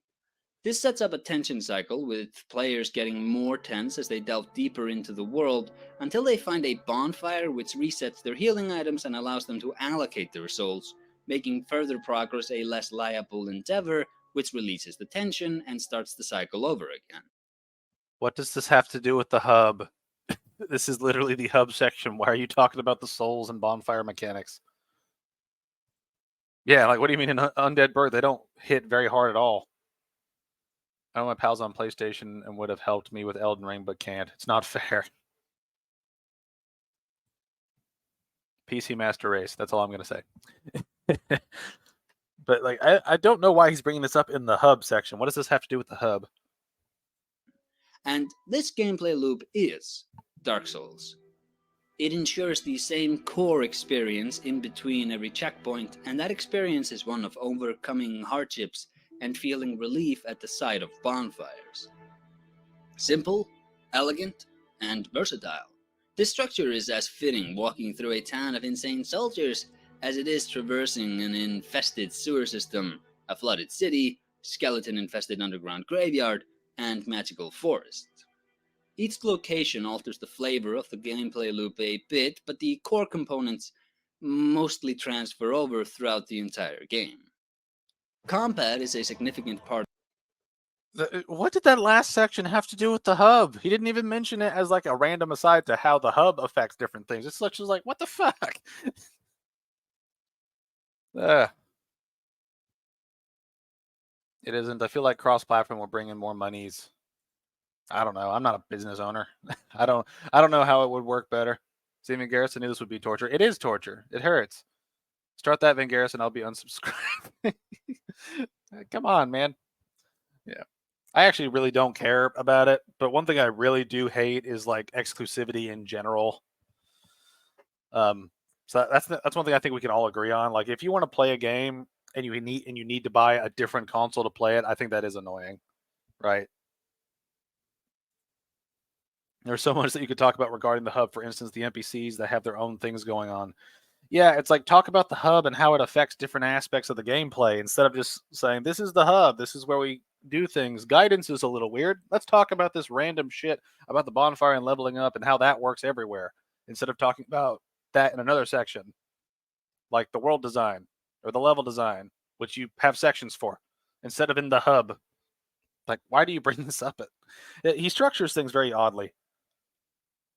Part of the gameplay loop, and this area is massively expanded on from Demon's Souls. More weapons, more weapon types, and better enemy AI make for a more robust combat experience.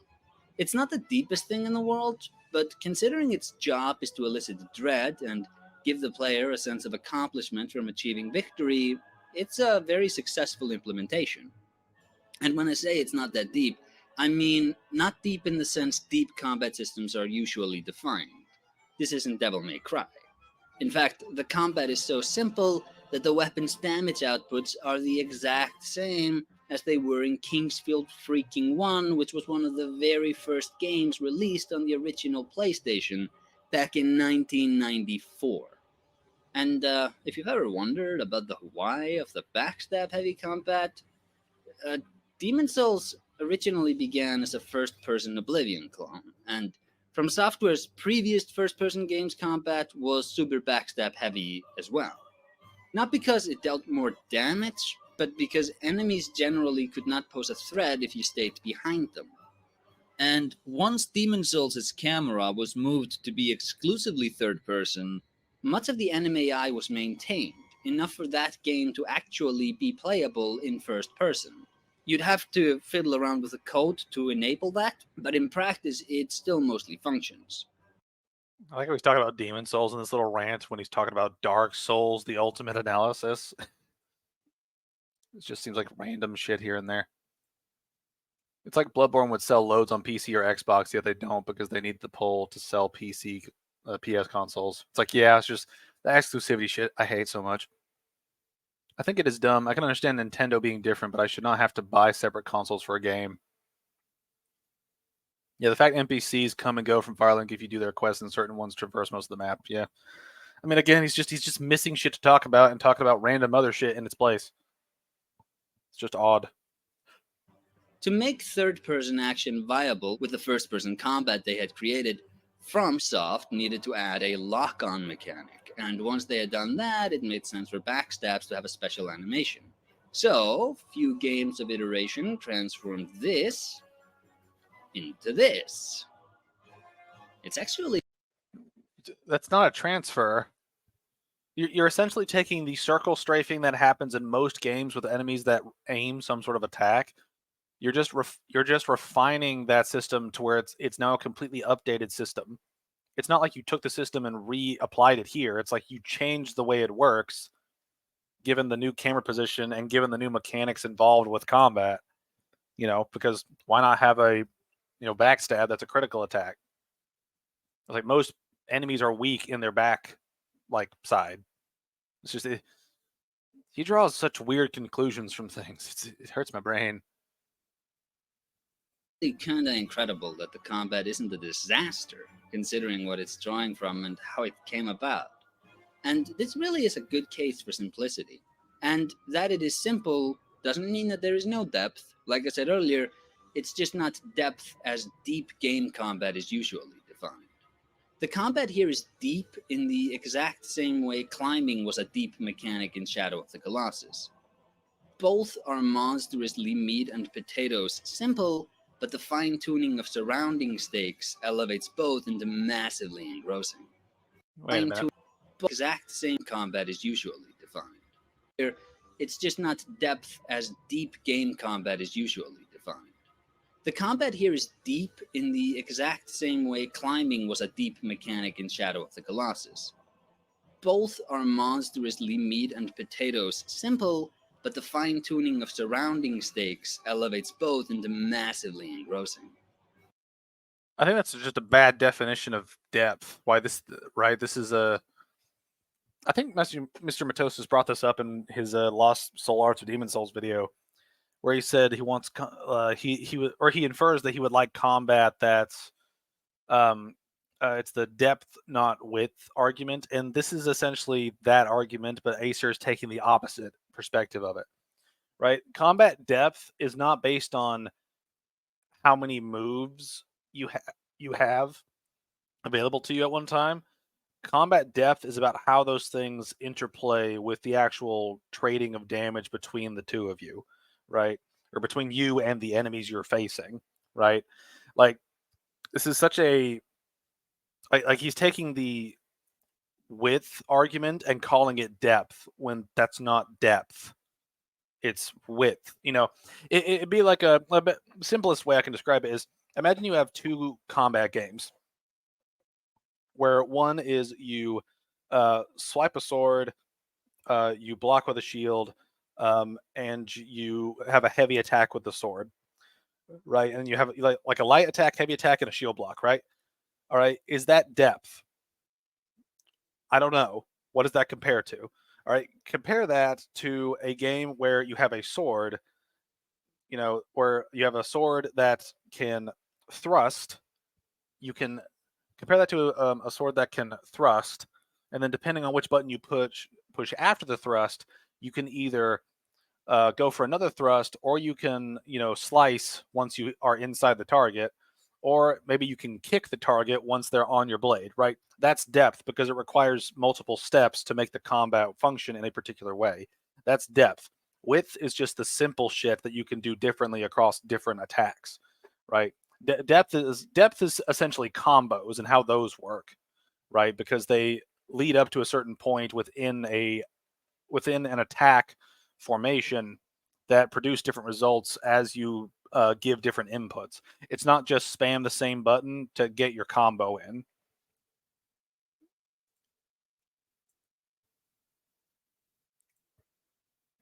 I think it's pretty impressive that DS1 did so well at the NPCs in Quest. DS2 was basically just meet NPC and move them to Majula. Then DS3 out with Honor was a similar thing. I think they each have their pros and cons. I think it really just depends on the game. I think it really just depends on the quest line and the game. I think DS2 ones were a little bit weak in terms of how the NPCs actually worked, because a lot of them do just kind of become your bitch by the end of the game, and they just kind of chill in Majula. Whereas Dark Souls 1 and 3, they kind of go do their own thing after a while, like they die or they go on a journey somewhere and it ends at some point. It's not like 2 where they just kind of show up most of the time and just kind of sit around waiting for you to tell them what to do. Saving Big Hat from Sense Fortress, then again in the Duke's Archive before he loses his mind was cool. Yeah. Also very hard, though. Heading to the Valley of Drakes now. Let's see if Andrew gets hurt. Feel free to come to Scotland, sheep, and try.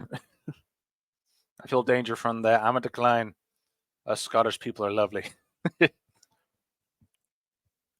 These systems are not deep, but they get you deeply engaged. That perfectly summarizes why I think he's wrong. Wow. So these things are not deep, but they get you deeply engaged. Yeah, playing Call of Duty gets you deeply engaged in shooting other dudes in a video game, right? That doesn't mean the system's deep. Right? It's like, what the hell? I fucked up and grabbed an item from that rock dragon. I got one tapped. Well, you can try again. Always try again. A point I bring up from time to time, usually when I talk about save points, is that one can prop up a quote-unquote boring experience by simply amping up the stakes of the minute-to-minute gameplay. Walking from A to B is more engaging when there are monsters in the way. More engaging still when dying to them sets the player back 5 minutes. More engaging still when it's 10 minutes. Everything you just said about making the encounter more engaging based on like threats and things like that, you could apply that to Dark Souls 2 and call it the best Souls game ever. Because you're not accounting for how the combat actually flows. You're just saying because it's more dangerous, it's more engaging. That's not the case in every situation, right? Oftentimes people get annoyed when they know that they're about to enter in something where they know they have a high chance of dying. Especially when, and this is one thing that I kind of talk about when it comes to like horror games, right?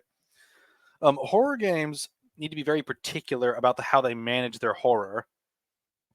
You know, because you don't want a horror game that constantly has enemies grab you and just go like in your face over and over, because it gets boring. Outlast is a great example of that, right? But if you do something more atmospheric, you need to be able to rubber band the experience. That way that it feels like the enemy is just about to get you, but they never actually get you, right?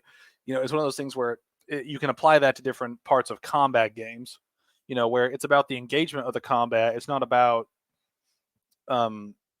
how hard the combat is, you know, and how it's about how the combat flows in terms of how much enjoyment you can have per the fairness of it and per the difficulty of it. But, you know, because I don't want to play a game that's massively unfair, right? I'm not going to be engaged in a game that's massively unfair.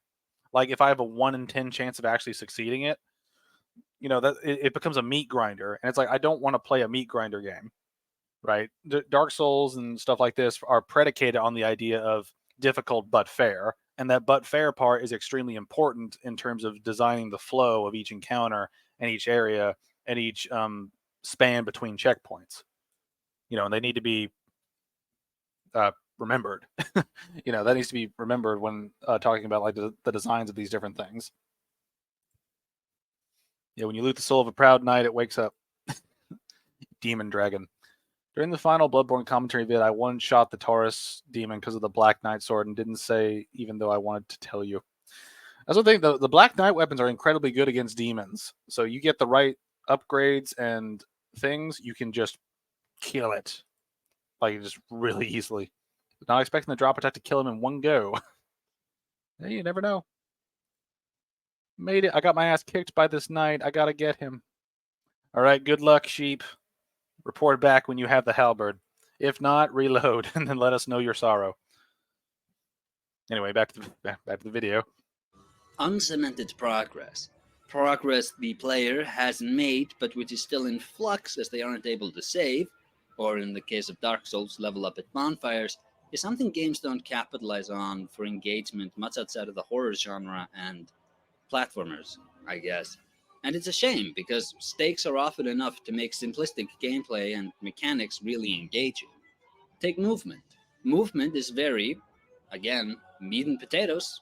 You move in the direction you point, and the camera goes where you point it. The nicest thing to say about it is that since movement is locked to the angle the camera points at, it is nice that areas which require fine motor skills, like the rafters in Anne Orlando, are considerate enough to let the camera move through walls just to ensure that the player's angle of action isn't arbitrarily disturbed when the camera is snagged on geometry. Very little of the mandatory gameplay is going for style points. It's all I like how he showed like one of the worst combat encounters on the rafters where the enemy hits him once and then does a retarded backflip to fall off and kill themselves. It's like Dark Souls where enemies kill themselves. It's like, what? What? all simple because it's all in service of that smart gameplay loop. Dark Souls does not need complicated combat, it needs punishing combat. The stakes will take care of the engagement. No, it does not need punishing combat. It needs fair combat. All right, fair but punishing. Right, it's that fair part that makes the series interesting. Plenty of games have where you can just get raped by the NPCs.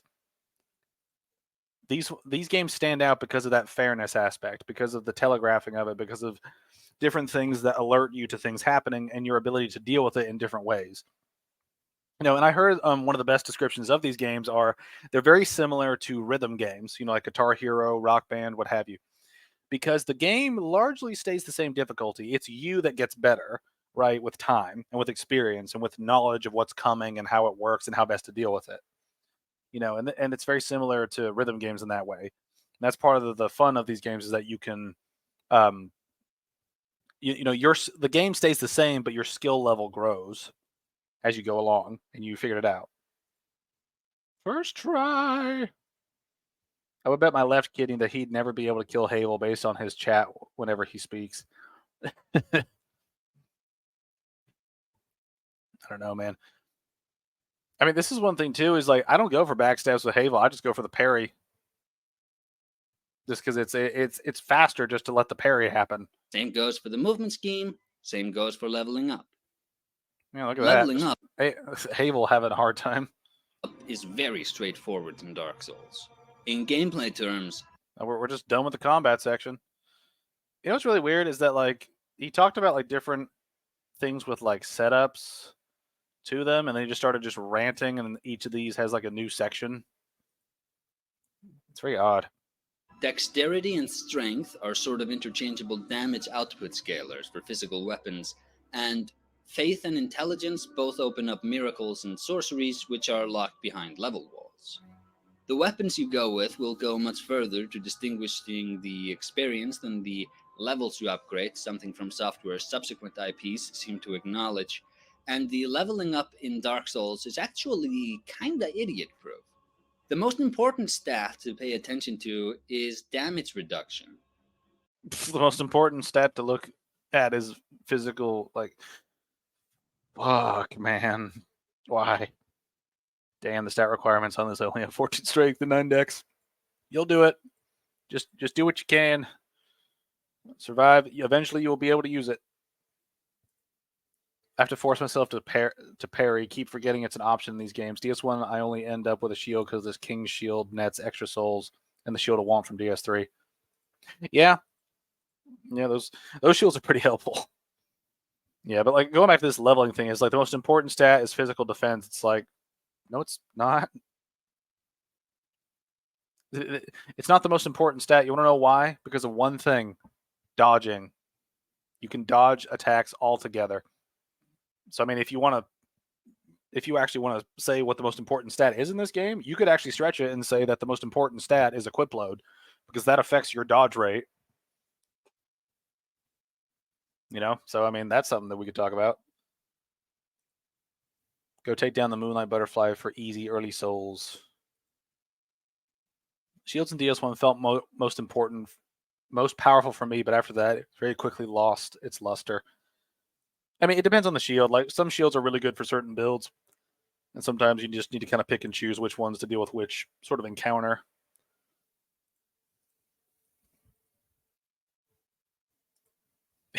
I'm so glad that we're like giving like sheep like tips right now. It's so cool.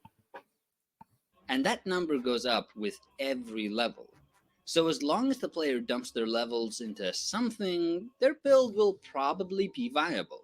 Not optimal necessarily, but viable. Because the weapon and armor upgrades are what really scale up the player character. Upgrading these is also kind of idiot-proof, and they have a much bigger impact on the player's damage output and absorption than levels do. Interestingly, even though From Software's subsequent games lean more on weapon choices to vary builds, they haven't done away with levels out. He's still doing the weapon thing, changing builds argument from his Bloodborne video. It's like, dude, that's not how builds work. I don't have a different tank build because I have 5 different like short swords. It's like it's not about the weapons, it's about the build itself and how it's categorically different from the other ones. I have so few hours in this game, I need you two in your guidance. Just remember not to consume its soul. Save it for Frampt, as he loves the female souls for some reason. Oh, Frampt is a simp. Frampt is a mega simp. Koth is a Chad. I mean, technically they're both simps, but whatever. What he's talking about is just like such an unfounded like build differentiation argument. Right, as of the writing of this video, and I think this is because levels go so far to closing the gameplay loop. They are the reason players even care to collect souls, and without them the relief of finding bonfires would go down drastically. Also, character upgrades in video games have historically proven themselves to be a good way to keep the player's attention. So, although the leveling up in Dark Souls isn't exactly an all-time impressive feat of coding, like the combat, like the movement, like the camera, and all the other elements we've discussed so far, its contribution to the game is irreplaceable. The image of many people together at a Okay, it's such a weird. He's just being weird. I always found it weird that he gives you more souls for Moonlight Butterfly, Quelaag, and Gwendolyn than using the soul gives. Yeah, that's one thing I didn't like about Frampt is how like he'd give you more souls sometimes and less for others. I've always found that kind of weird. I've never fed him anything. I think he eats Titanite stuff and gives you the lower form, but never tried. Yet Smo's soul or gear, he gives you 1 soul. Yeah, he hates Smo with a passion. A bonfire was there at the beginning, and Miyazaki has gone on record stating that these things were his proudest new inclusion, moving from Demon Souls, serving as healing stations, respawn points, and a place for players to communicate emotionally with other players. Something interesting, though, which he didn't elaborate on, is that these things free the player from a dependency on any single hub. Bonfires allow the player to attune their magics without talking to vendors like in Demon Souls. They allow them to level up without warping to talk to the level lady. Okay, now he's laying out all the things of why I really like the bonfire system. So let's see if he throws in some like half-assed criticism halfway through. Consume Gwen Soul for 20k or sell to Fram for 40k or give to the Sun Bros for that sexy miracle. There's a lot of weird shit. I just realized that going through this way means I skip a huge chunk of Undead Burg and I immediately have the shortcut. Yes.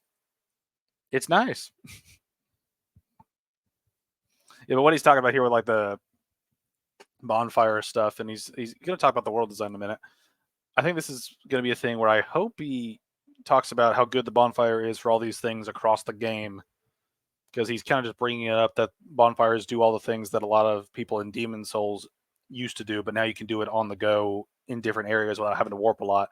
I hope he mentions that, because that's a big complaint I have of pretty much every From Software game that's done a system like Demon Souls where you have to go back to a hub and talk to someone to level up or upgrade or something like that. I really liked having the ability to, go wherever you are and then just upgrade there, as opposed to having to go to very specific places that you have to warp back to over and over and over. And they also, after the player purchases the right items, makes them somewhat independent of the blacksmiths who repair and upgrade their equipment. Since the player is so independent of the main hub this time around, the level designers were able to take them quite a ways away from Firelink Shrine, creating more opportunities for players to get lost in the world. Something great about the old Kingsfield games was that you didn't start with a map. That meant that you really needed to learn your surroundings or else risk getting lost. And that experience of exploring without a map was brought back to Demon Souls, except that game launched after games had gotten visually distinct enough that the player no longer needed a map to compartmentalize the world. Rooms in Kingsfield often looked the same, which made maps sort of a necessity so that the player didn't get lost. And not that good kind of lost, where you are an independent agent in the world and are uncovering its mysteries. Lost, as in everything looks the same and you don't know where to go. But because Demon Souls was visually distinct enough that the areas never bled into one another, the map could be done away with altogether, and the early exploration options from Kingsfield could be made the whole experience in that game. That's one thing I would agree with him on 100%, is that because they can visually distinguish things easier now, maps aren't as necessary. Now, granted, they still help. Elden Ring kind of proves that, but you can still, you can have kind of a happy middle ground where you have the maps available for larger navigation, but like stuff that you can visually see, you can differentiate different structures and things. And Dark Souls is a lateral step up from Demon Souls in this regard, since the bonfires allow for the player to get hours of uninterrupted playtime, until about the halfway point when warping becomes an option, but I'll talk more about that in a bit. The world design is very cohesive here, which makes it so much more fantastical. The way Dark Souls builds tension, what with the whole losing one's souls on death, is conceptually not a new mechanic, because this was also done in Demon Souls, but also because really, this is just an updated version of manual save points. Yes, it's that time of the video where I talk about how much I love gimmicky save mechanics and the... Hold on a minute. I got distracted by chat for a minute. I need to see what he was saying here with this thing. so much more fantastical. The way Dark Souls builds tension, what with the whole losing one's souls on death, is conceptually not a new mechanic, because this was also done in Demon Souls, but also because really, this is just an updated version of manual save points. This is not an updated version of manual save points. These are hard save points. You fucking idiot. It's like, that's not... Manual save points are things that you can manually trigger, right? That you can do on your own whenever, right? These are not manual... Like, these are... The checkpoints in this game are the same largely as every other game that has, automatic checkpoints, right? Whether it be a Call of Duty game where once you hit this point in the level, you hit a checkpoint, or this point in an encounter, you hit a checkpoint, you will reload at that point, right? This is not some new take on manual save points. It's like, yes, you can ignore them if you're a fucking idiot, right? But hopefully players are not idiots, and they use the checkpoints that are available. It's just such a... He did this a lot in his Bloodborne commentary, where he just kind of makes a point where he completely misunderstands what he's actually like saying with the words he's saying it with. It's like, this is not a manual. You can't just save randomly, right? Here, you have to go to a bonfire, right? Now, the game does save if you quit out. That's one thing, but yeah, it's just why. Also, I'm glad you guys are having fun in there dealing with different things. I'm just over here suffering in this video. Yes, it's that time of the video where I talk about how much I love gimmicky save mechanics, and the similarities Dark Souls has with the old manual save points is that on death, the player loses their progress and has to start over from the last checkpoint. Except there's a bit of additional decision making here, because in this game, the player is given one chance to recover all lost souls, which incidentally is another way tension is maintained. What the hell? What was that edit just now? You see this? Watch his Estus amount go up. Lost souls, which incidentally is another way tension is maintained. Why did that go up? An interesting right thing as you about hit this the fog mechanic gate. is that it gives death a presence after the fact. An interesting, which incidentally is another way tension is maintained. Why did he edit that way? Why did you edit it like that? Because you can see his Estus amount changed. You can see the cut between like the previous thing where he had 4 S's and a whole bunch of souls to 5 S's and a little bit of souls. Why would you edit that? He edited out the fact that Iron Golem killed him.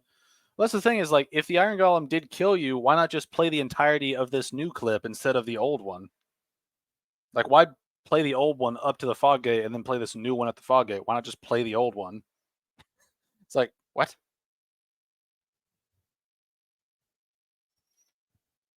I don't get it. I don't get it. Tamed.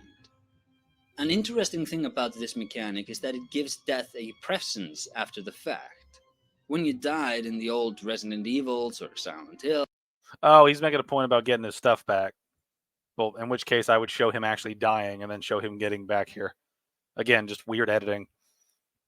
Or Kingsfield, that was that. But the Souls games have this added stress of letting the player recover. Dark Souls has an autosave mechanic which is triggered whenever the player dies, whenever they kill an enemy, whenever certain areas are reached, and whenever they leave the game. If you make an NPC hostile, you can't reliably load your way out of that decision. You need to be pardoned. Dark Souls arguably has one of the most aggressive autosaves of any role-playing game when you consider the ramification it has on play, but it also has the distinction of carrying the torch gameplay-wise from the most aggressive manual save point games. Yeah, the one thing that I kind of wonder about is like, what's his point with this? The ramification it has on play, but it also has the distinction of carrying the torch gameplay-wise from the most aggressive manual save point games. Dark Souls marries both approaches to saving progress and gives... No, he's just, okay. He's just making up an argument to kind of fit his idea of what a manual save point in this game is to what an actual like save system is like. Okay, that's just weird. I miss you. I miss you guys in chat. Have you got any thoughts on Tarkus ending up as Man Scorpion Tark in DS2? I just think it's weird. Just like, why? I feel like keeping in quite a few deaths makes the commentary analysis quite a bit more enjoyable to watch. That's Tarkus? Can't say for certain since you loot Tarkus gear before the painting implying he fell and died. Yeah, it's just... But like the Acer point that he was making just now is like he's kind of making things up. I see that sheep. I can't save you, Vingaris. This hurts my brain.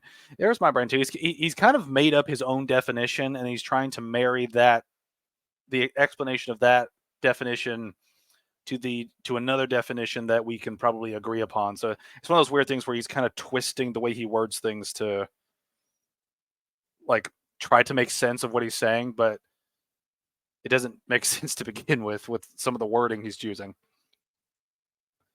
This analysis is part of an ever-growing trend of gaming analysis videos on YouTube where really all they are doing is summarizing how the game works.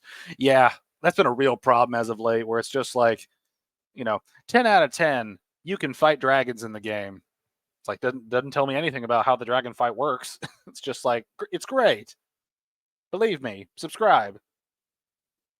I'm not a shill. He has a shield, just makes the painting guardians bounce off of it. I'm more here for the chat. Can't make myself listen to Acer. Yeah, this is more about just like looking at it and just being like, yeah, this is weird. Why do you phrase things the way you do? Dark Souls is an ARPG. Oh boy. This is the best of both worlds. Bonfires reset the tension cycle, and in addition to being where the player can better attune their magic for the area ahead, where they can make tune-ups to their gear and upgrade their stats, the bonfires also refill the player's health and their healing items.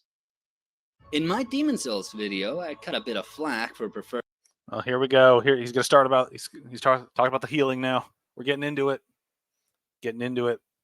Bring that game's Moongrass healing to Dark Souls' Estus, and this seems like a good time to rustle some feathers again. In for a penny, in for a pound, right? Because, surprise, my opinion hasn't really shifted. I think Demon Souls' ceiling is much higher than Dark Souls', but it comes with the territory. Dark Souls is more limited in the kind of healing it can have, because the healing items can no longer be made dependent on merchants without those merchants appearing near every bonfire. Wow, oh god, he's making the argument of the game was built to have you have 1,000 fucking healing items on you at one time, whereas Dark Souls is not. He's really about to start doing this shit. This is so excited. He's gonna do it. Please say it. Say it. Say it. I got your comment ready, Andrew. I got your comment ready. Dark Souls is, but it comes with the territory. Dark Souls is more limited in the kind of healing it can have, because the healing items can no longer be made dependent on merchants without those merchants appearing near every bonfire. There is simply no way to make the Moongrass healing system one-to-one elegant in a game as open-ended and as devoted to making the player lose themselves geographically in the world as Dark Souls is. What the fuck does geography have to do with healing? Why the fuck are you talking about this? What the hell? It's like miracles don't exist. Or the Elizabeth mushrooms. It's like, yeah, like there are other ways to heal in Dark Souls 1 that's not just, it's not just like the flask. Like the flasks are a nice sort of backbone for the healing, but you can have other shit too. But again, like, why is he talking about geography in talking about healing? The Moongrass healing system one-to-one elegant in a game as open-ended and as devoted to making the player lose themselves geographically in the world as Dark Souls is. So, the Estus system was how they fixed healing. It means the developers don't need to fill areas with healing graphs. And it also meant that they didn't need to have enemy types in all areas drop healing items, which would have been necessary had the Moongrass system been reused, considering the player will always have a harder time getting back to their central hub to talk to vendors here than they did in Demon's Souls. And as this is a very elegant system for this game, so much so in fact that it's been the baseline of FromSoft's games ever since. This is written before any Elden Ring gameplay has been shown, so don't come at me 3 years down the track. This was written before this came out 6 months after Elden Ring came out. Like, how much time do you spend talking about these? Does he just shelve scripts and come out with a video on them whenever he's ready? Like, does he not like tweak this like after the fact? It's like, was this was this script just sitting on a shelf? And he was just like, okay, time to dust off Dark Souls, the Ultimate Analysis, the history of From Software, and then not change the opinion on this when the video came out 6 months after Elden Ring. It's like, I don't produce my videos that fast either, but like, what the hell? Like, you can at least change your script a little bit. I mean, it's not like Elden Ring came out like a week ago or something from the upload of this, or like a month even. Like, half a year went by. Like, that's a lot of time to just not tweak your script. It's like, what the hell? Someone else kindles the last bonfire you used to get a free Estus. Yeah, that's a neat mechanic. Getting a little bit of bonus. He's calling us Estus Elegant. He's calling Estus Elegant. Why did he not edit the script? Yeah, it's just like, why? This is one thing too, is like, I feel like where he's going with this is he's going to say, I feel like he's going to use the defense that Demon's Souls was built for grass, whereas Dark Souls was not, and that will be his defense for why grass is still good, even though it's not about what the game's built for on its own. It's about how the healing actually works to combat difficulty, right? Estus heightens the tension because you need to pick and choose when to use it because you only have 5 or up to 20, right? You know, and even at max with 20, right? That's still like, you got to pick and choose when you heal. It's not like with grass where you have every type of grass that heals various amounts.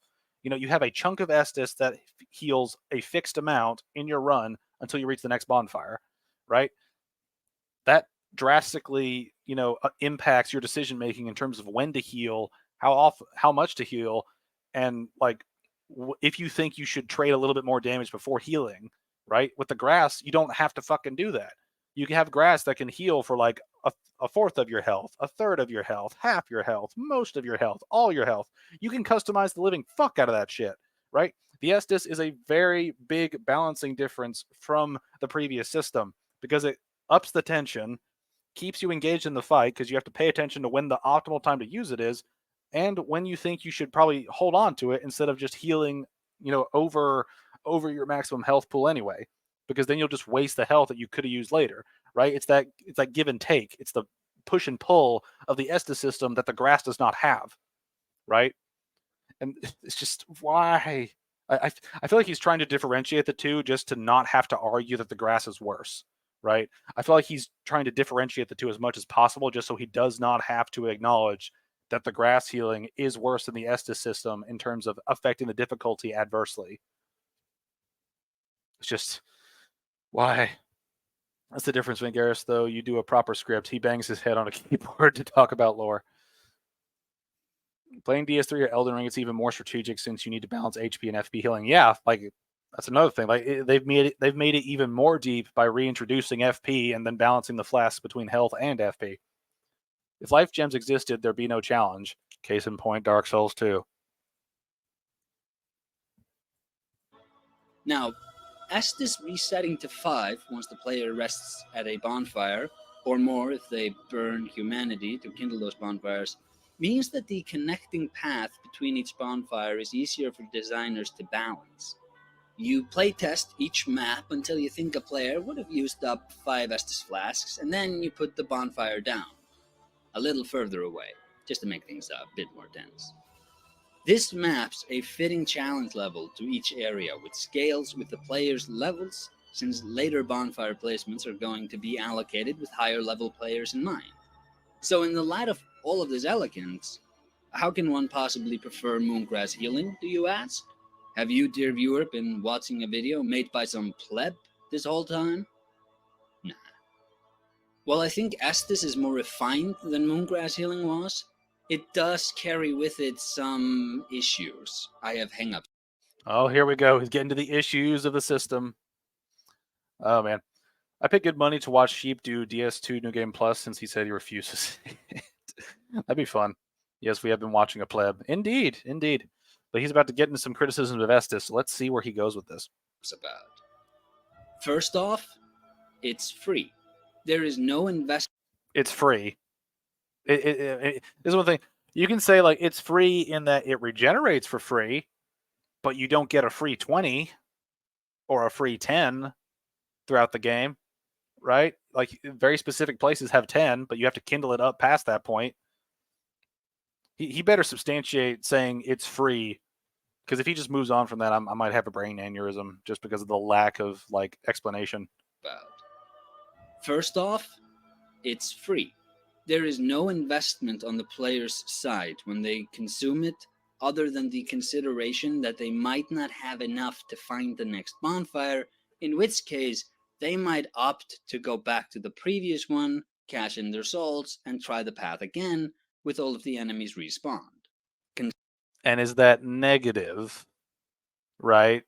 That you're considering the difficulty instead of just spamming your heal when you need it, like in Demon Souls. Also, random aside for this, you got one shot by Moonlight Butterfly. Something being free. I already read that. Okay. I did twice because I lost a bet and I could get into a whole rant about how DS2 New Game Plus is the worst of them all. It is definitely the hardest New Game Plus you'll probably deal with in a From Software game, just because they throw a lot of shit at you. You know, but with what Acer's saying here, he's going to say, "Oh, this is not free." It's like, this is free, so it's bad, but the other one is not free, so it's better. Cash in their souls and try the path again with all of the enemies respawned. Conceptually, Moongrass did not work this way. Conceptually, what kind of covering your ass is that? All right, I'm gonna wait for him to make his point, but I've got something I'm locked and loaded here. I'm waiting for him to say something else if he like changes where I think he's going with this. I mean, you invest Firekeep of Souls to improve the heal. You cannot be a bitch and take unneeded damage or don't kindle bonfires. Yeah, it's just Demon Souls and Dark Souls 2 by an extension with the life gems, they allow you to play recklessly.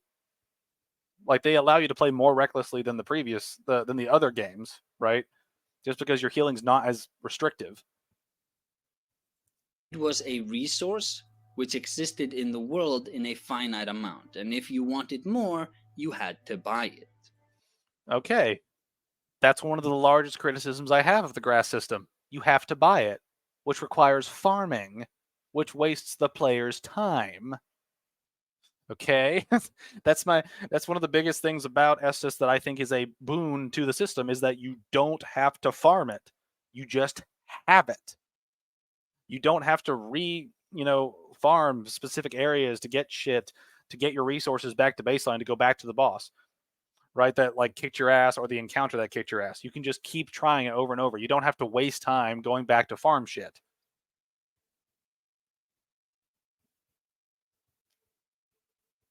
Yeah. Well, this is one thing. He needs to be in human form to summon the witch as well, Andrew. So keep trying, sheep. You'll eventually beat that butterfly one day. Yeah, but what he's saying here about this grass stuff is just such an unfair comparison. Oh, remember for Demon Souls, the main draw was the different worlds gave you different things like healing or upgrade mats. Yeah, that's when he said that, and then it's like, but they actually have healing everywhere. And you also need to buy it, and also need to farm it.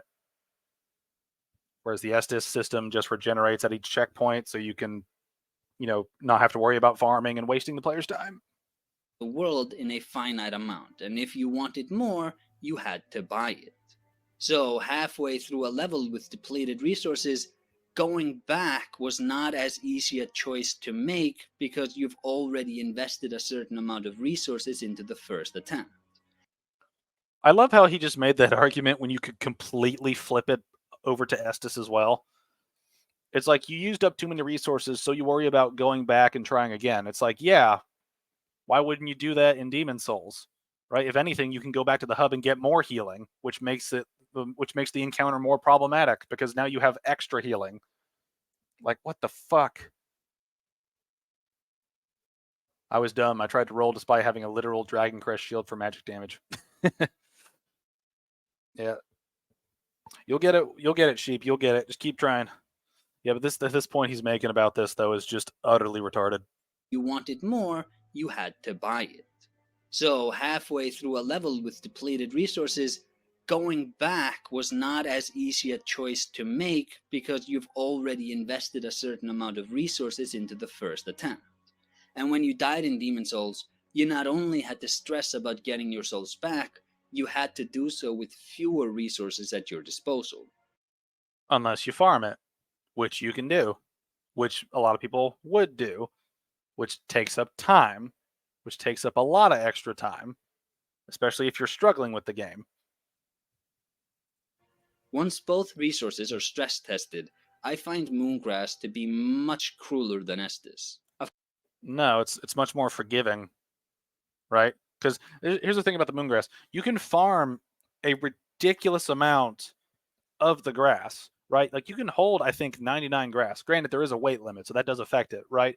But you can still hold a fuck ton of healing on you at one time, right? Of different varieties, of different amounts. That radically imbalances healing when you can just cycle through. It's like, okay, I lost a quarter of my health. Here's the quarter grass that I can eat. I'm back to full health. Let's keep going, right? You can do that for any amount of health, right? Especially once you get like later on into Demon Souls. That's a problem with the healing. The healing becomes too easy after a point. Yeah, like and just said, like case in point, Dark Souls 2 and Life Gems. It's like those are incredibly like imbalanced healing systems, especially when you have the Estus on top of Life Gems, right? You have the regenerating thing, and you have you have the regenerating flasks, and then you have Life Gems on top of it. It's like so much healing is a problem, Acer. Please acknowledge that too much healing is a problem because Demon Souls and Dark Souls 2 both have this issue of having too much healing available, right? And I broke it down in one video actually where the maximum amount of healing that you could achieve in different like the maximum amount of healing you could have at different games is something to be considered, right? And I'm actually going to look this up right now because I had a chart of it in my Dark Souls 2 commentary, and I would like to find it real quick. All right, let me find this thing.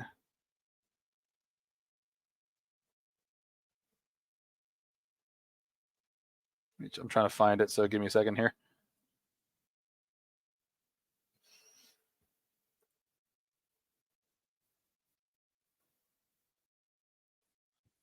I'm looking for my chart, so give me 1 second here.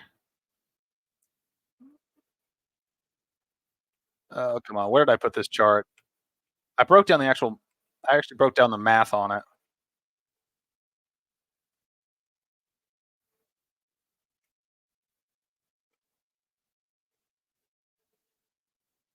Oh man, where is it? This is taking way longer to find than I thought. All right. Let me All right.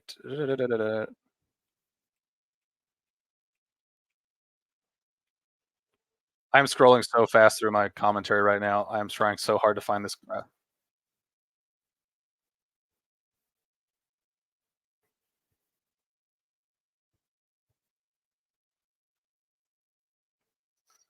Oh man, where the fuck is it? I'm trying. I thought this would be a quick little find, but I really want to. I really need to prove a point with this system because there is a significant issue with this health thing being the way that it is. We need to like we need to talk about this because I actually broke it down once where um the way it works. Let's see. Let me see if I put it in the difficulty section. I'm really trying to find this graph. Oh, here we go. I'm getting close. Get, oh, come on, give me. Where's that damn chart?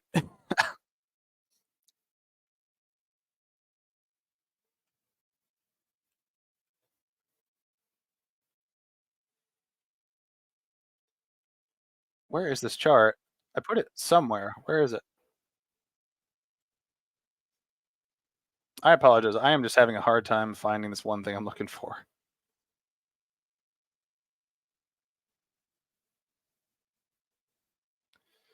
Oh, man. Oh, I found it. Oh, or I think I found it.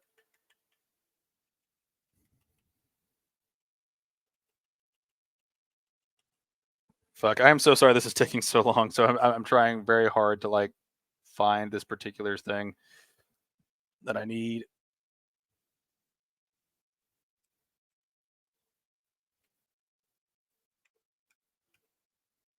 Oh, come on.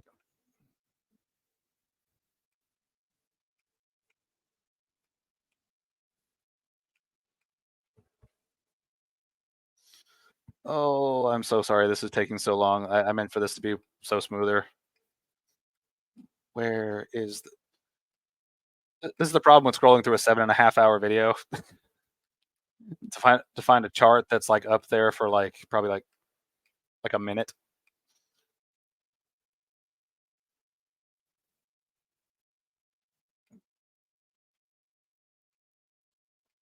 Oh, come on. Where is the chart?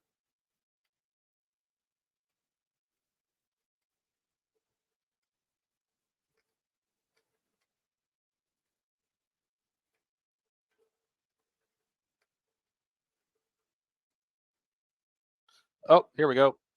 Here we go. Okay, so let me do something real quick here. I'm gonna remove that tab. Show this other one.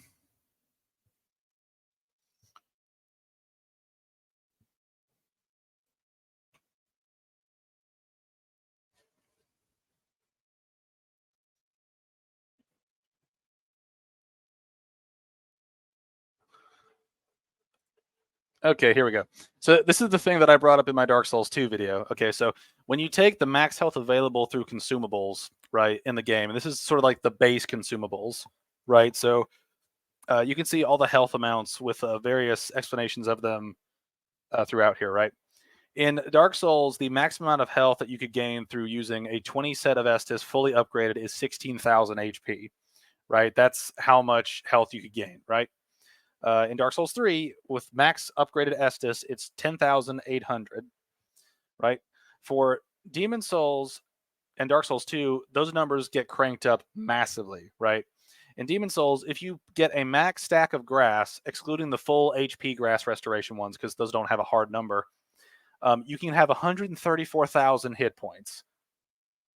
That's more than most bosses in that game combined, right? That's a ridiculously imbalanced thing that happens, right?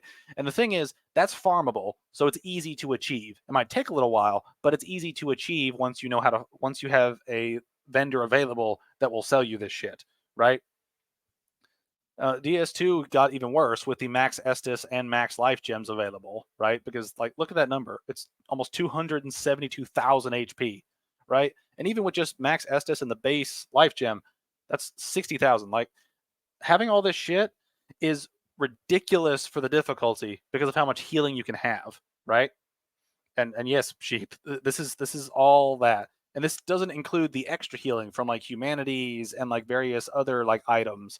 This is just like grass and Demon Souls, Estus and Dark Souls 1 and 3, and Estus and life gems and Dark Souls 2. This does not include any of the other shit that's also there, right? And that's the point I was making with, this whole healing system. Is this healing system is massively imbalanced, right? This healing system is massively imbalanced because of the way that grass is, sort of min maxed, as it were, or not min maxed, but the way it's balanced is you can hold a lot of it, a lot of varying amounts of it, and it's farmable, and you can buy it from a vendor.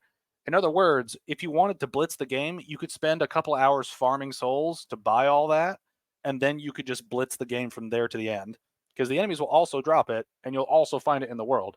There's just simply too much healing in Demon Souls, right? And that affects the difficulty of these encounters. And that's why the Moongrass is a problem. Estus is a hard bottom and a hard top, where you get a minimum and a maximum that's consistent.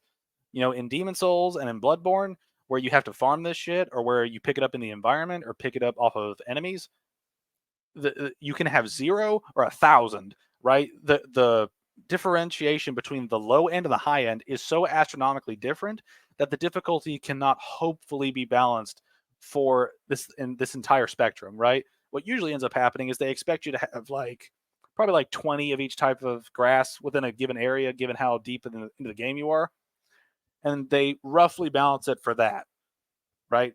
But it doesn't account for everybody having a huge set of all kinds of different grass. It's just an extreme case of there's too many resources to help the player heal in Demon Souls. That's why the difficulty falls apart after a while, especially when you know you can farm this shit. You know, Bloodborne was a step up because they limited how many resources you could have on you at a time, but you still have to like farm it if you're suffering, and you still can be, you know, overpowered with a lot of healing items, right? And it's just it's a problem with this sort of system of resources that can stack in large amounts in your inventory that let you heal. Of course, there are some players who just stocked up on 99 of every grass and had an easy time. I got a lot of those comments the last time I talked about this, but this is why I preempted the discussion with the word conceptually. Conceptually, it doesn't matter what happened. It matters what realistically has happened. Okay? Like, all this semantic bullshit that he's going to play is like the grass system in Demon Souls is imbalanced as fuck. The Estus system in Dark Souls 1 is way more balanced. It's as simple as that. Okay? We don't have to be hairy-fairy about which wording we choose and all this other shit. There's too much healing in Demon Souls. Just admit it and move on. He's just being a contrarian at this point, just to be like, I still like the Moongrass, and here are my 10,000 excuses for why it still works and why it's still better for Demon Souls. Actually, I think Demon Souls' investment-based healing system is better because when put to the test, it can deliver Latria. Moments when you decide to forge ahead broke because you've already invested too many healing resources into the attempt at hand to start the attempt over. Estus and its derivatives probably can't do that without some... Okay, he's making just fallacious arguments left and right here. So let's get back to get that point he's making about this healing system here.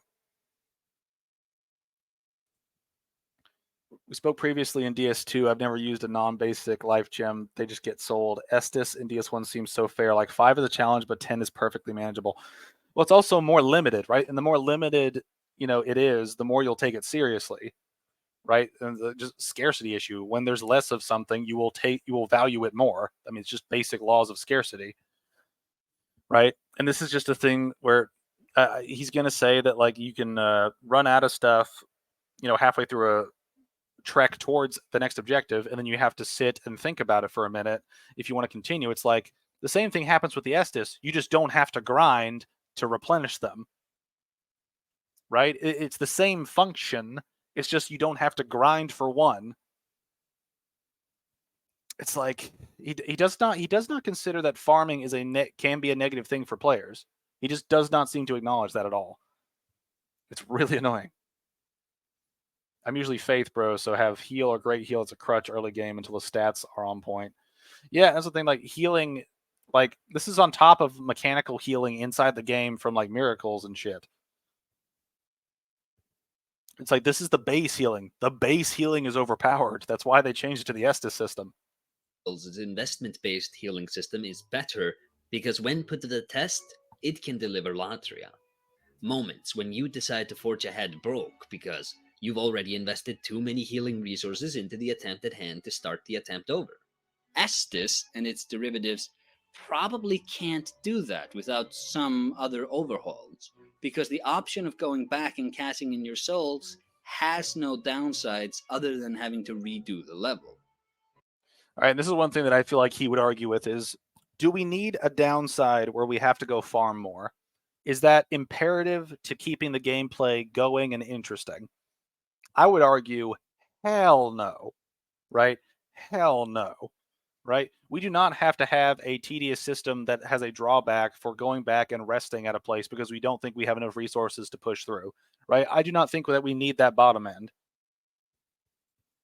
He needs slapped with that argument. It's like I think he just likes this system more, and he doesn't want to just admit that, like, and just say it's just because he likes it. I think he really wants to substantiate it in some way to make it seem like he's correct. He seems like the type of dude that would do that. But I'm not going to pretend that saying conceptually gets me off the hook here.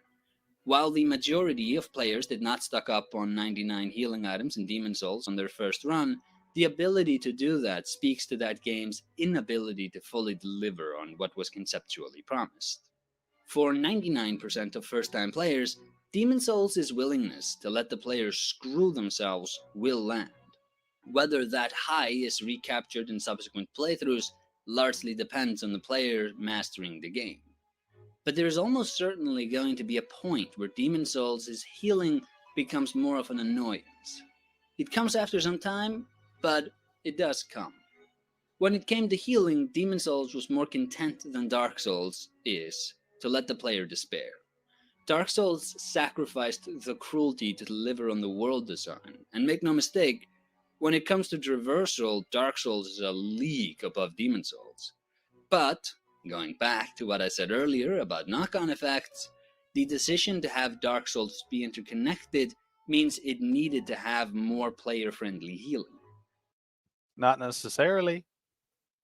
Not necessarily. Again, he's treating so many things as sort of like a black and white. If this thing is this and this thing must be this, and he doesn't seem to account for any sort of like extra variables that can be used or any kind of tweaks and stuff like that. It's just frustrating. Excuse me, Dark Souls is mighty cruel if you don't know where you're going. Yeah, it's like you can still upgrade your healing in all of the games too. It's not like the game is just like saying, okay, we gave them way too much healing, now let's give them way too little. It's like, no, you can still upgrade your healing in different ways, right? Like it's a thing where it's not about how much. The real issue to me between the different games is how many healing items you can use to recover how much health and how much that balances, right? Like if you have 10,000 healing items available, that's going to imbalance the challenge of the game, where you can just slowly whittle your way down and just win through attrition, right? Which doesn't make the encounters enjoyable, right? When you can just knuckle up and just keep poking an enemy behind a shield or something, and then you heal whenever you have the opportunity. It's like you have to play aggressively in Dark Souls and Dark Souls 3, in Elden Ring, because you have a limited amount of healing available to you. Like you need to make the most of your time, right? You can't just outlast the boss, right? And that's a big problem with things like Dark Souls 2 and Demon Souls, because you can have so much healing. And yeah, while you might not normally have the maximum amount of healing available, it's really just you're impacting the difficulty of the system when you have all this healing available that I can just use whenever I need to get a specific amount of health back. I don't have to pick and choose when I heal as much, when I have every type of healing available to do a small percentage, a mid percentage, a large percentage, a full percentage, right? It's too customizable to get you back to full health, whereas Estus is, you run the risk of wasting some of your precious health that you have stored in the flasks. It's just, this argument infuriates me. I gotta head to work soon, Vengaris, but it's been chill. I'm glad you archive your streams. Thank you for coming. The rest of this stream will be up in the archives, the ESAS channel, where I archive all this shit. It's nice. But yeah, thank you for coming, and hopefully see you later. But let's get to the end of this Moongrass thing, and then I'm probably gonna go to the bathroom because I really gotta pee. Letting the player be lost in the world means you need to scale back the cruelty because they can't simply go somewhere else at any moment. Not true. Now, of course, I'm not going to ignore the fact that Dark Souls at times is incredibly cruel with its traversal. The best example I can think of is being cursed, but those are the exceptions. Every flavor detracts from the others. Every change amps up the impact of the experience in one area and detracts from it in another, either actually or conceptually. Thankfully, however, both games are incredibly well-realized versions of themselves, so one doesn't need to pick. They complement each other. So one. What are you talking about right now? Like, what is he actually talking about right now?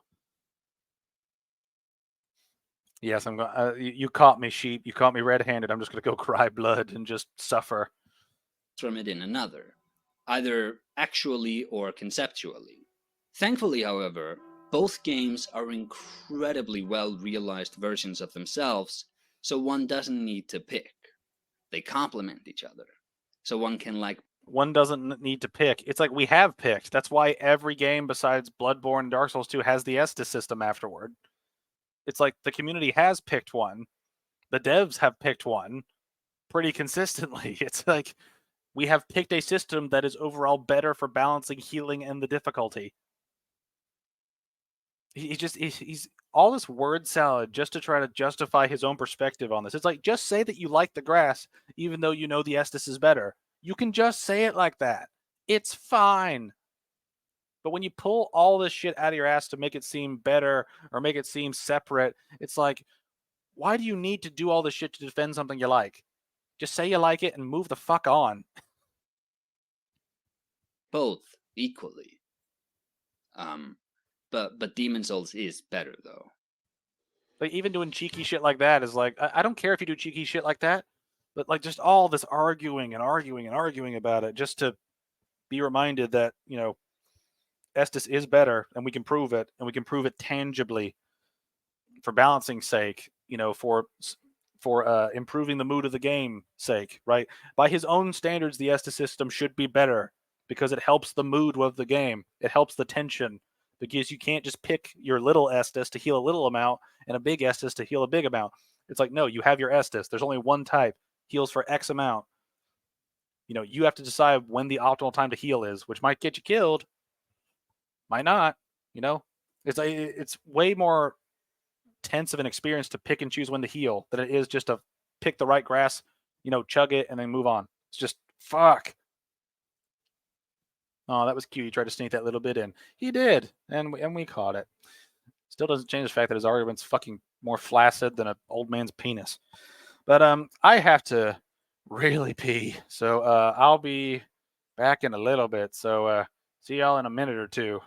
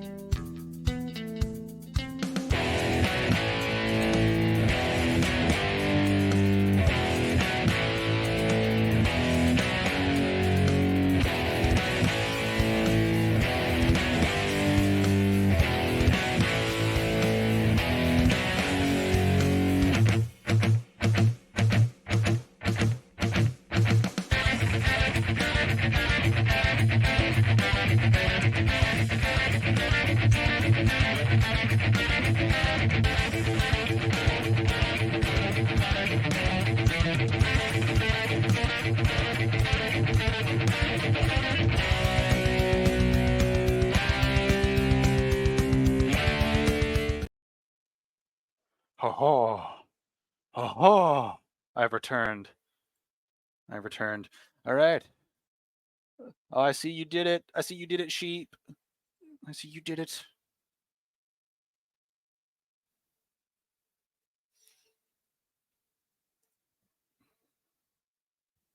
Yeah, like once you get the glaive, it's best to kind of progress however you want and then just do your best to sort of bank souls for it. And then like once you get the weapon skills on it, I just like nuke health and stamina as much as you can because that will help in the long run. Anyway, let's get into covenants. Let's see what he has to say about covenants and how those work. I have a feeling I'm going to be silent on some of this online stuff just because I really don't care about covenants and online in these games. Like any of them, really. From Software's transient online system was inspired by an occurrence where Miyazaki was driving to work one day and got stuck in traffic gridlock due to the snow. People organically began to push the furthest car to allow movement to return, and after a few turns of this, Miyazaki was pushed. He wondered whether he would have been friends with the people who helped him, and this idea of mutual assistance inspired the online in Demon Souls. The online system, like the healing system was, in Dark Souls is a readaptation of Demon Souls' multiplayer to fit the new approach to world design. Once again, stretched to their limits, Demon Souls was crueler than Dark Souls, since offline play required the player to play the game with reduced max health, or to disconnect from the internet. But in terms Or to play with reduced max health and no internet at all. That's the thing. The health penalty in Demon Souls is one of the biggest like punishing things that I'm just like, oh fuck you. it's just one of those fuck you game moments.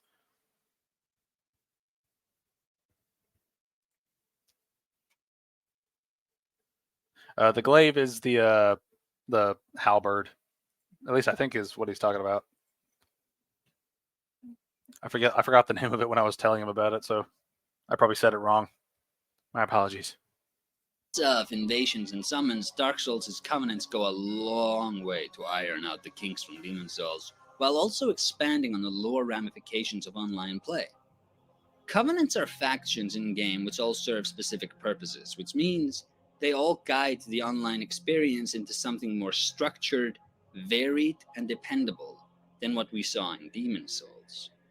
I've seen it suggested in the community that subsequent Dark Souls games should lean more on covenants for narrative purposes, and I can definitely see the appeal in this. They are not. I cannot see the appeal in this. Like, I think covenants should have like something with Dark Souls 3, for example. I think Dark Souls 3 does a really good job of implementing covenant online stuff in an offline manner, right? Where you get to see what the covenant is like through like an NPC quest line, and then once you're online, like properly online with other players, you can do what you want with it. I think there is a way to add more narrative effects into covenants where they have some more push and pull in terms of the lore and stuff, but it is a problem when it's so online focused that if the online dies or just simply isn't there for whatever reason, it will impact the lore of the game, like, or the way you can perceive the lore of the game. It's a really weird. It was a really weird, like it's a really weird thing to kind of talk about, and you can work around it, but they need to be careful with it. Fair was attack confused was word maybe an American translation issue. Hey, we're not that retarded, hopefully. Non-intrusive ways for the game to create highly directed experiences which feel organic without breaking the core gameplay loop. Going back to the analogy of gameplay loop as orbiting director, one which constantly hovers around the player, guiding them with choice and lack of choice, it might be constructive to think of the covenants as additional directors. One summons the player to Darkroot Forest, one incentivizes the player to help other players fight bosses, etc. You haunt me, And sheep. although they aren't as fully fleshed out or have as deep a sense of permanence as many players would want, I think it's We're going to haunt each other throughout our experiences. We're going to be like the ghost children and Coraline in the movie Coraline. Spoilers, by the way. We're just going to be, one of us is going to be trapped and the others are going to haunt the trapped person. DS2 and DS3 were both cool where in-game covenants you could do stuff but didn't need to actually do online. Yeah, and that's one thing that I think is a boon is when, like, one thing that I really like about certain games is when there is an online function, but the online fits into the offline as well. Like one thing that, and you can see that players really do enjoy this. Like one of the big reasons why a lot of people liked Call of Duty Black Ops back in the day was because of the combat training, because it acted like a pseudo online that if you didn't actually want to play online, you could play with the bots and go through combat training and level up and unlock things and all this other shit, right? Like it was a pseudo online that could work offline, right? And that's a big point in favor of Black Ops compared to a lot of the other Call of Duties at the time. Right, and that's a boon that I think these games would be able to benefit from in the future, is just keep NPC invasions as kind of a thing, but also allow players to do that too.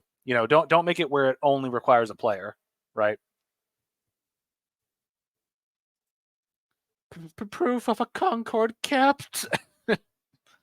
Some of the covenants are especially grindy though, and I don't like the New Game Plus ones that kind of force you to do that shit. It's Darkroot Guard, not Forest. Fucking get it right. undeniable that as is, their presence really helps make the online experience bring more life into the world. The mechanics governing online play have been streamlined significantly from Demon Souls, and it has also been tied much closer to the game's lore than it was back then. Governing online play in Dark Souls is humanity. This mechanic is integrated into the bonfire gameplay loop. To access online play, the players must be in human form.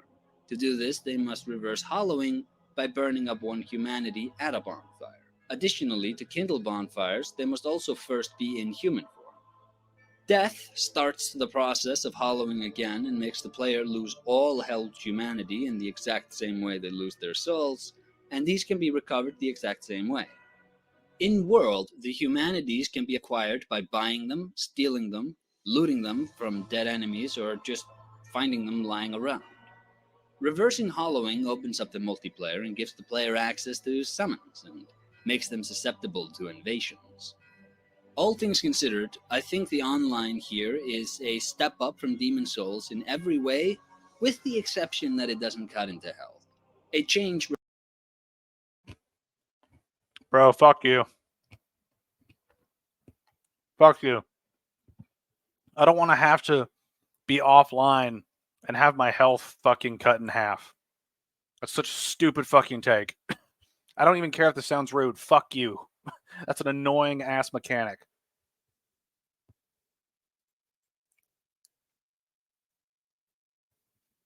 Reversed in both subsequent Dark Souls games, which makes me think I'm not the only one who felt it. Wait a minute, what? What's he saying?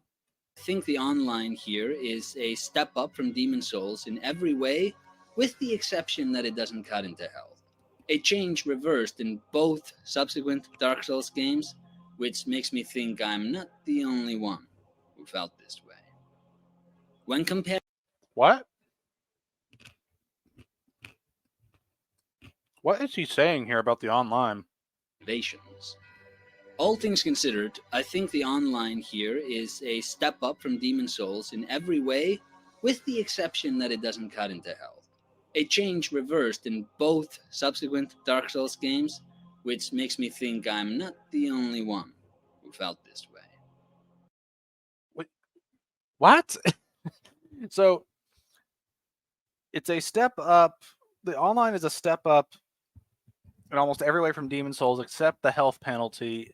And you think you're not the only one that felt this way because the next two games didn't do the health reduction for being offline? Like, what the? That's backwards logic. It should be the other way around. People don't like the system because of the games that came after it. Like, what are you talking about?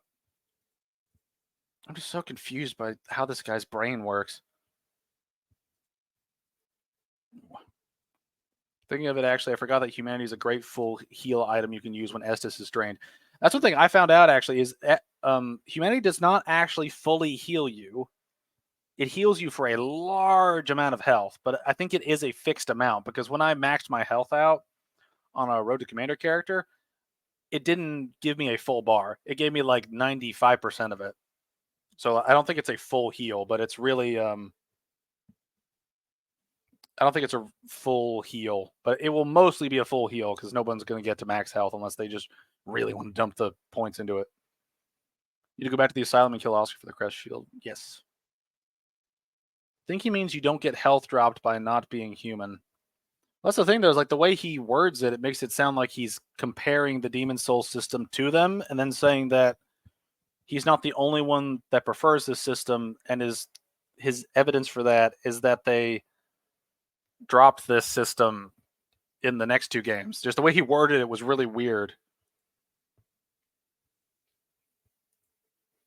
Yeah, and while that stuff is true, like in DS2, you can still be online even with your health reduction, right? Like being online does having your health reduced does not actually reduce the effect of getting invaded. If anything, it's the opposite. You normally get invaded more because your health is reduced than the other way around. That's another fun thing about DS1's health system. Humanity isn't extremely rare, but rare enough that using it as a do or die is intense. Yeah, well, it's also used for other things, right? So using it, period, can have multiple benefits and drawbacks if you use it too early, or if you need to use it for any other purpose, like for covenants or for kindling or, what have you. Just the way he's talking about this is just weird in this video. But humanity is a very unique source of things, which I wish they had more of.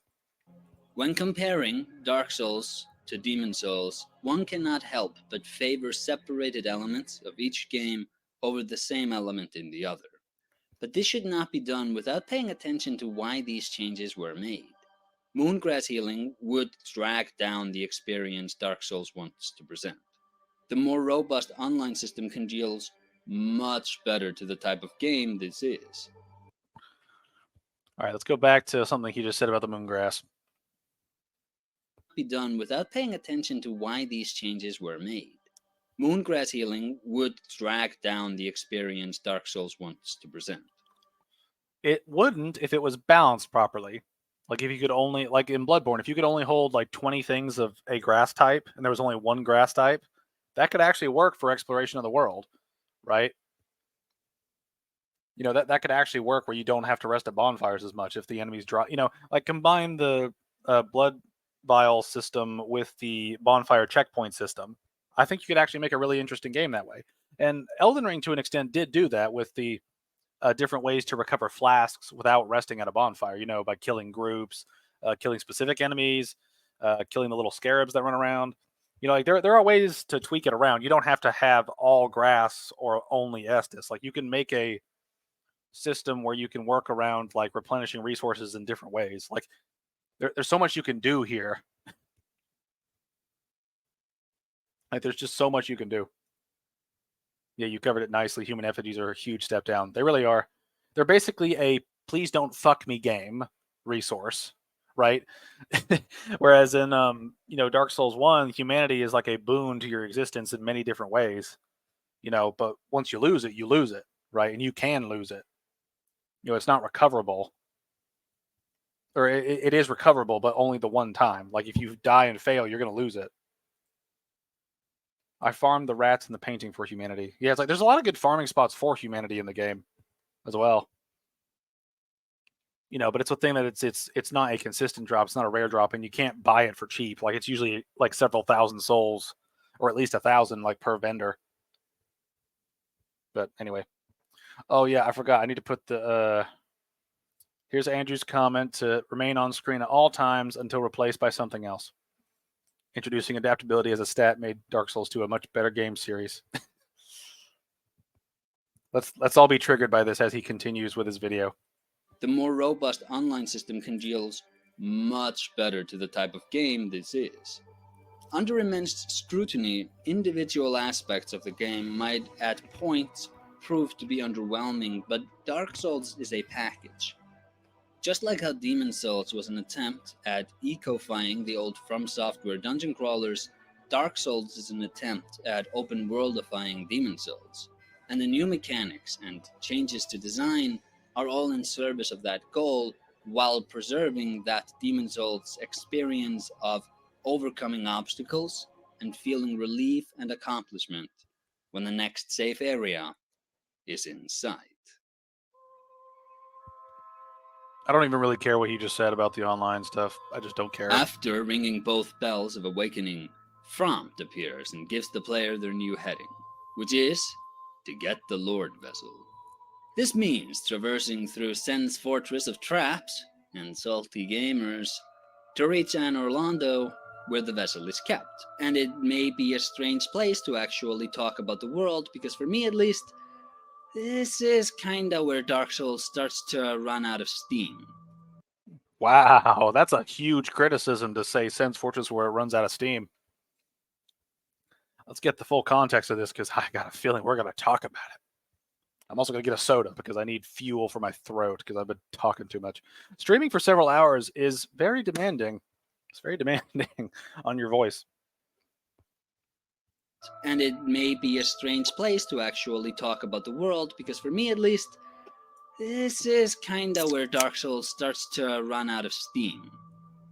Dark Souls has universally beloved level design, and I actually think this passion has more to do with the presentation than the levels themselves. All right, so there's something that I can kind of see where he's coming from, but at the same time, he's misrepresenting it because there are plenty of areas in Dark Souls to praise.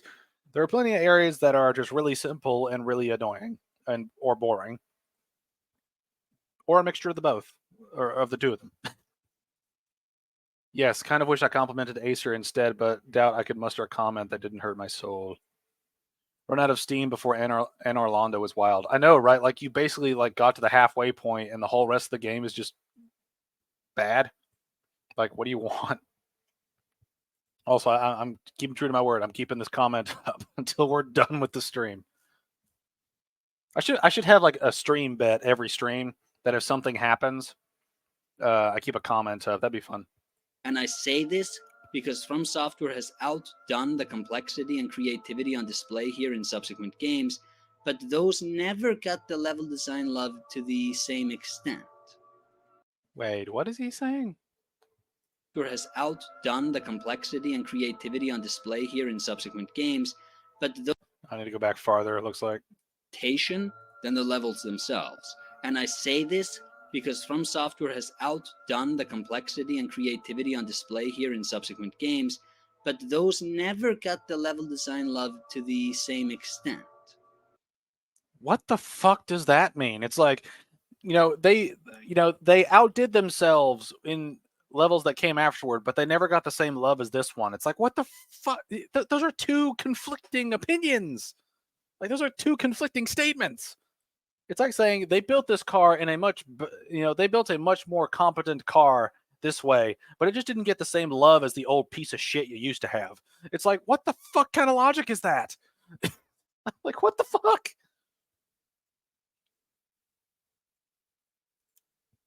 Sense Fortress is where I end up quite happy as the combat experience has gotten good. That's the thing, Sense Fortress is a very unique gimmick that on your first playthrough can be very hindering to your playthrough or to your experience, but later on can be very helpful because the traps are really good for killing the enemies. Right, they're really good. Also, Sheep, I'm really glad that you got the halberd. Now you can steamroll. Before that, got to give Lautrec the old this. You'll smash the game now you have the halberd. This has felt more involved today. It makes me glad I've stopped by. Is Sparta! Yeah. But yeah, hopefully your run goes well, Sheep. Hope you have a good time. While I think the level design here is great, I think what people loved was the expansiveness of the world and the mood of getting lost in it. Each area was designed with a specific emotion in mind. Blighttown was supposed to emanate a sadness and a bitter cold, and it exists in the same world as Anne Orlando, which emanates a false grandeur, and neither drags down the other. Quite the contrary. The range of expression in areas increases dramatically the scale of the world, which made getting lost in it more impactful. Subsequent From games have never executed on these aspects quite as well, I think, and it might have to do with structure more than scope. I noted earlier that I was going to expand on warping. Here goes. Okay, so was he talking about the warping or like the aesthetic of the levels in that in the statement before now? Because it's like it's just confusing.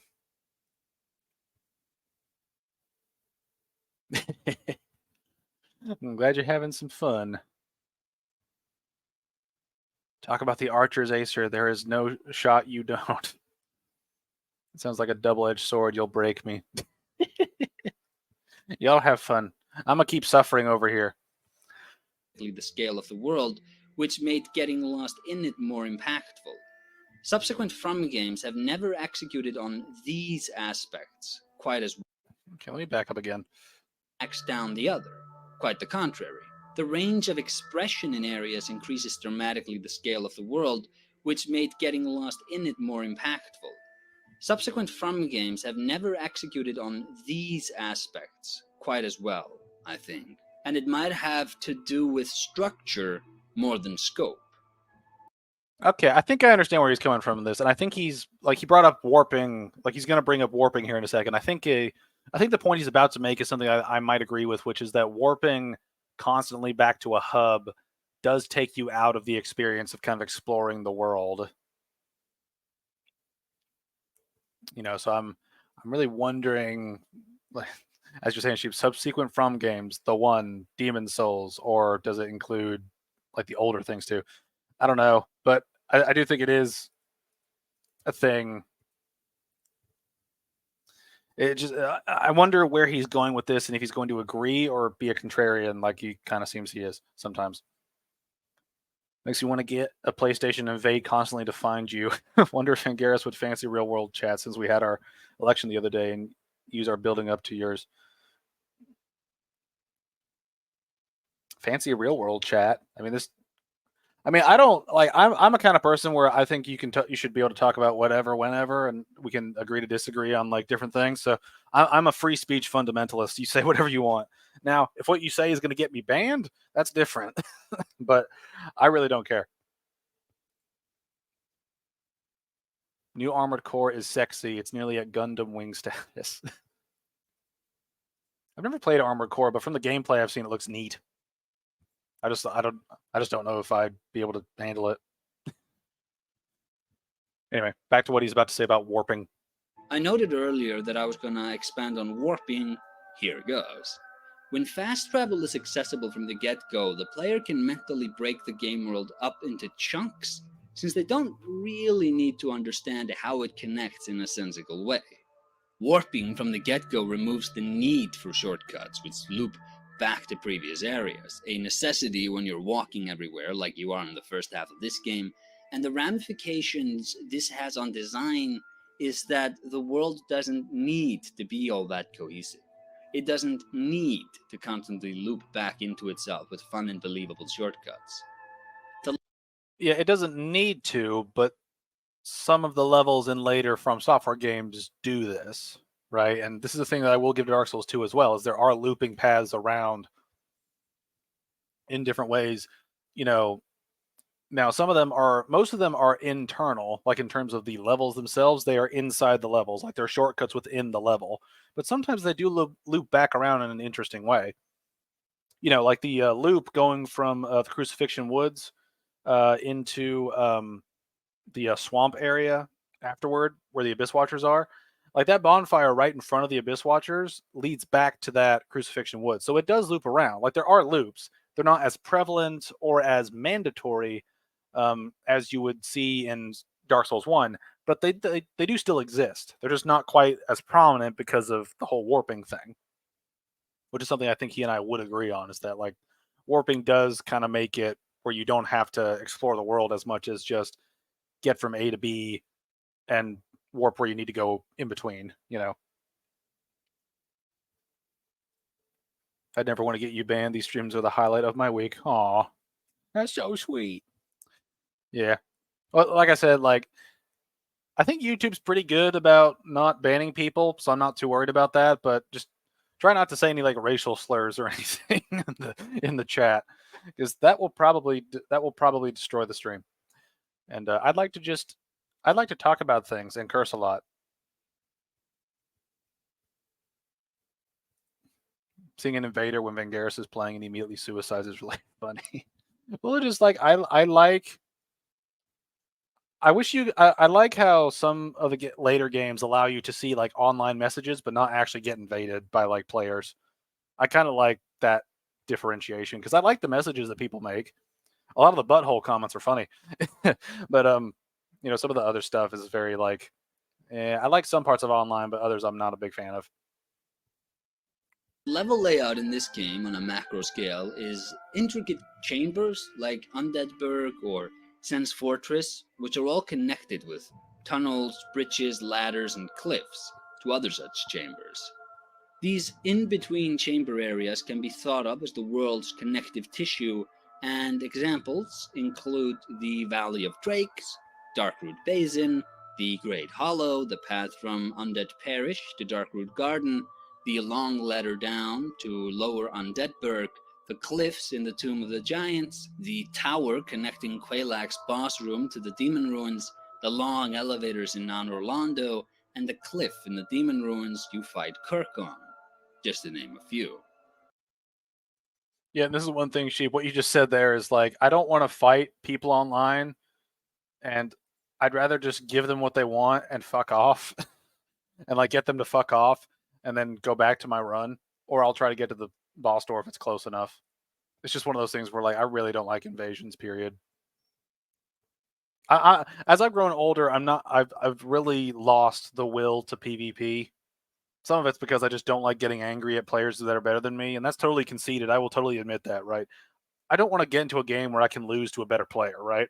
I'd rather have. I'm here to have fun most of the time. I'm not here to get my ass beat by a player who's like a neckbeard and sweating over his controller more than I am, right? I just don't care enough about it. My favorite message is seeing a fatty comment before a small gap. Yeah, those are pretty funny. A head of fatty, butthole. And these connective tissues are generally my favorite places, as they're the ones where the lost in the world mood is most often felt. People's affinities for post-Demon Souls FromSoft games scales shockingly close to how much the player is able to rearrange the level chunks to control their own experience and more nimbly construct their own builds. And as it stands, Dark Souls 1 seems to be the sweet spot. It's got an open-ended path from the beginning up until you get the Lord Vessel, which is when the mandatory chunks are made open for the player to rearrange as they warp to where they want to go. And in the mandatory beginning levels, there was such a plethora of optional areas and things to do, some even linking back to the mandatory endgame gauntlets, that it could have been considered a satisfying structure in its own right. Whether or not you take sides and prefer the early half or the latter half of this game is probably dependent on whether you take sides in having your experience be about building your character or navigating the world, with people who prefer the early game liking exploration and the people who like build variety probably preferring the latter half. I mean, you could also like both of them for different reasons. Like, you don't have to like... He's got a very weird way of phrasing things where he makes it seem like you have to be a part of one side or another in an argument. You can't have like a thing where you pick and choose from both sides about like different things that you agree with and disagree with. It just seems rather odd.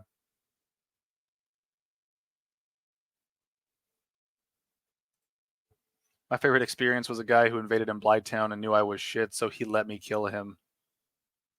Sometimes that's nice, like when the invaders come in and they just kind of dick around. Like, they don't actually fight you, they just do something fun, or they have like fun with you. Now imagine if that guy only cared about the win and tortured you in Blighttown. That accursed siren in Duke's archives, man. Yeah, it's just like it's embedded in my memory as sort of like a haunting sort of alarm of like the end is nigh. All right. Anyway, we're getting near the end of this, and I feel like I'm not gonna say too much about like some of this next bit, but we'll see.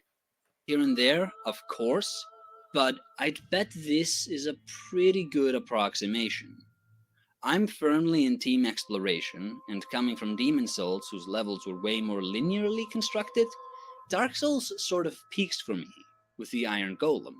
Once we reach Anor Londo, the interconnect.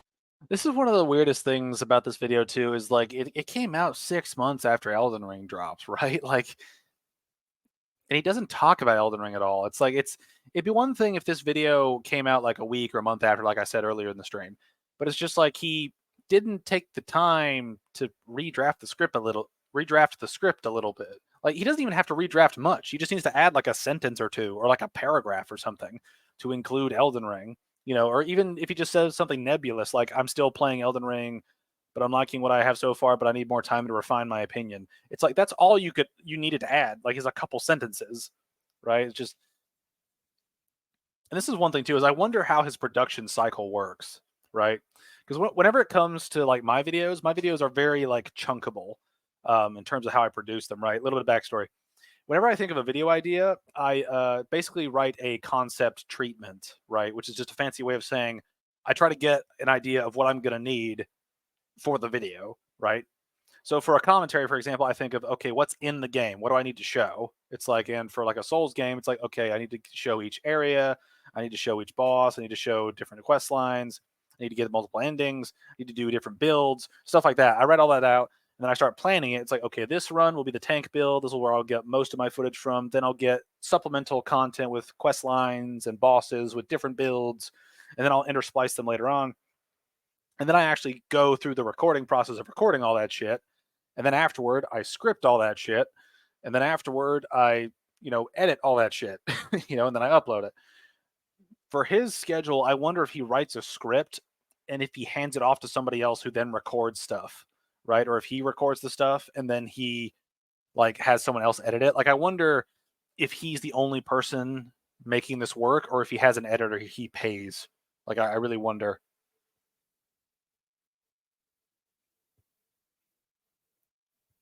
It's a really weird, just a weird way that he seems to look at these games. Effectiveness of the levels is mostly disbanded in favor of more focused gauntlets. And the reason I just brought up Demon Souls is because a one-to-one comparison of the more open progression linear levels of the late game here mirrors the setup from that game. There, the Nexus hub area connected to 5 gauntlets, which the player could tackle in any order. And all of these gauntlets were a linear track between checkpoints, which the player could warp between. In Dark Souls, after getting the Lord Vessel, we also have 5 gauntlets to run.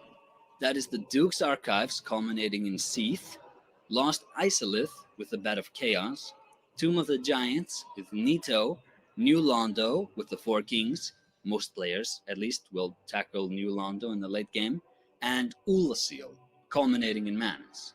Now this is admittedly an optional area, but it's scaled to the late game, and genuinely does a lot to prop it up, so most players will always go there, which is why I'm including it. And these areas are also, for the most part, linear gauntlets, choked out by checkpoints, which the player can warp between. This setup worked really well for Demon Souls, but Now, this is one thing where when he says built like a layout like gauntlets, does he mean it in the sense that you go from the beginning of the area to the end and it's a challenge, or does he mean that it's linear in that you go this one pathway until you reach the end? Because that second one is where things are a little bit more fuzzy because there are shortcuts and things like that. Like, is it like, I kind of wish he would explain his definitions a little bit more. I wish he explained more. And also, yes, Andrew, whenever a DS2 video comes out, unless I'm doing something specific, I will go for that gesture set because it's funny and I like it. And the bonuses are nice. in Dark Souls, it feels comparatively underwhelming.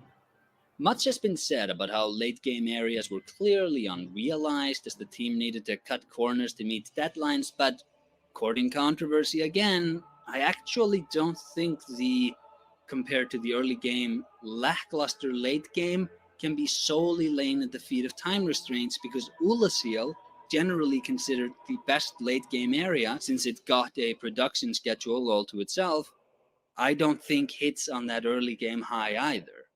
It's good, don't get me wrong, but it doesn't recapture the magic of the first half of the game because it's only playable post fast travel.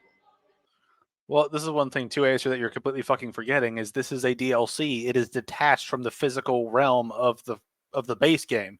It's not going to interconnect like it would like all the other areas in the base game do in the first half. You're fundamentally missing a major part of why this thing feels disconnected is because it literally is disconnected from the base game. And part of that interconnectivity is what makes the game interesting, where you can lose yourself in the experience of exploring. That's how it works, right? That's why DLCs tend to have a problem interconnecting because they don't usually. There's usually a portal that takes you somewhere else, or you go through a cutscene and something's changed. It's not physically connected 99% of the time in this series, right? Or 100% of the time in the series, right? It's not connected, right? And that's something you need to mention. But he wants time traveling to be interconnected in the base game's level design. Maybe he does. Maybe he does. I don't know.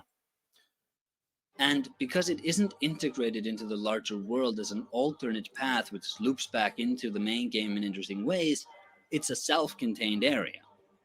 This all goes back to what I said earlier about the gameplay loop. At its core, Dark Souls seems to be designed around getting lost in the interconnected world. Taking a random path will often lead you back to an earlier area and leave you scratching your head as to whether or not the developers cheated the world geometry. Spoiler. I understand Dark Souls suffered and it ended up giving us repeated assets and a bit of chaos, but overall it was still a great journey.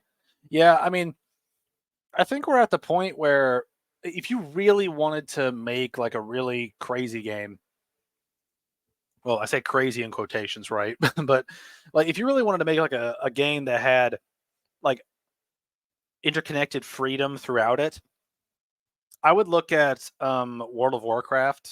The early stages of World of Warcraft is a really good example, just because you could go from the starting zone to the end game zone, no matter what level you were. Now, whether you lived throughout the entire time, that's up to you. But you can still go places. You can still go places, and like whenever, right? And they're all interconnected physically. Now, it's not as complicated as Dark Souls is, because Dark Souls is very 3D. There's a lot of going up and going down stuff, whereas World of Warcraft is generally very sort of horizontally inclined.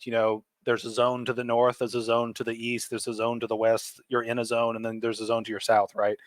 Those things are still they're easy to place, where you just plop, this is an area, then you plop the next area next to it, then you plop the next area next to that, right? Dark Souls is a little bit more complicated than that.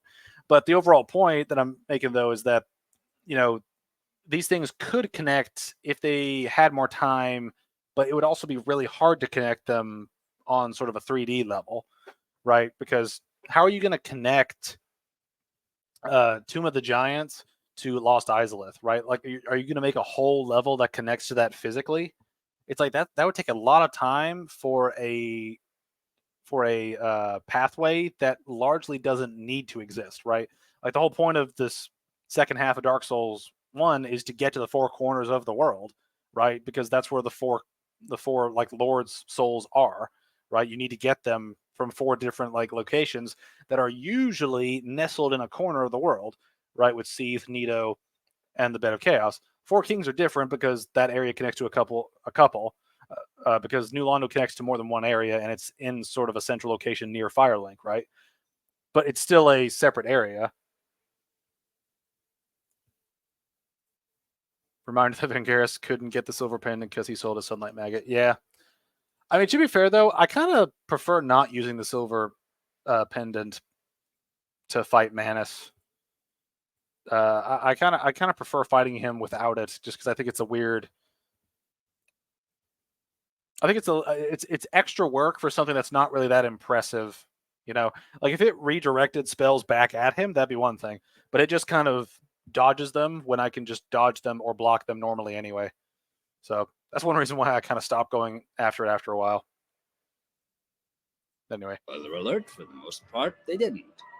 When you don't have the fast travel, you will have to map out the world in your head when you decide to go from B back to A, and you will get lost.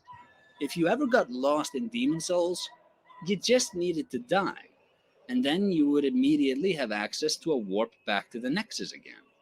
So, the latter... Wow, that seems like such a roundabout way of criticizing Demon Souls, doesn't it? If you got lost in Dark Souls, you just have to keep walking around and find your way back. With Demon Souls, you just die. The levels are just that simple. Which, I mean, I don't know how you get lost in Demon Souls unless you're just really bad at navigating. I mean, you will eventually find the pathway forward. It's like, the levels are good, but they're not so complicated to the point where you can't get out of them. Trying to get to Pinwheel early is quite painful. Yes, that is also true. Getting to certain places early can be a real pain. Half of Dark Souls falling a bit flat compared to the early game is to be expected, because the gameplay was clearly tuned to the interconnected world you got lost in, and it's now being asked to prop up more linear dungeon crawling. It's still strong enough to get the job done, it just loses some of its oomph. I like how he's just making shit up to make the second half of Dark Souls 1 sound better. It's losing its oomph because it's not as connected, even though you have to go into a fiery corner of the world, a crypt corner of the world, right? A literal abyss corner of a world, and then like a crystalline cave. How are you going to connect those things logically when they are so far apart physically, right? Like, that's just a lot of extra work just to like stitch four corners of an area together. When you already have things stitching together, in the regular, in like sort of the base early game, and then when you get out to the like four corners, like you have to go to the like four corners, right? You technically go to three, but it's like it seems like such a non-criticism of the way it's designed. It's like, so what if you go to a corner and there's an enemy there? Are you going to create an area that connects every corner to every other corner just because you want things to connect is like, that's so much extra work for something that doesn't need to really be there. It's just really, really weird. But I don't want to kick the game. I can see where the developers were coming from. The larger the game becomes, the more of a hassle it is to get from A to B, both in terms of mapping out in your mind where things are in relation to each other, but also in terms of execution. For those magical first few hours, this is gold. But as the world is unfurled more and more, you not only get diminishing returns, but you also get some blowback. The larger the map becomes, the more tedious it is to traverse it manually. I'm glad you did it, Sheep. We're proud of you. We're proud of you. The world might simply have been about to cave in on itself. So, to provide some distance between areas and to allow each late game area to inhabit its own self-contained biome without it feeling cheated, the elevator from the church to Firelink Shrine is a neat trick, but might have lost its novelty if repeated for every late game boss. And to ensure that the conclusion of each endgame gauntlet would not be followed by a monotonous walk back to Firelink Shrine, we sacrifice the unbroken experience for convenience.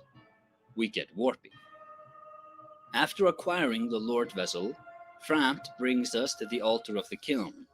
Here we set the Lord Vessel down and... Without the Master Key, Firelink Shrine branches off to 3 paths, and, to a first-time player, 2 are worth going. To a returning player, that 3rd path is a mighty appealing route as well.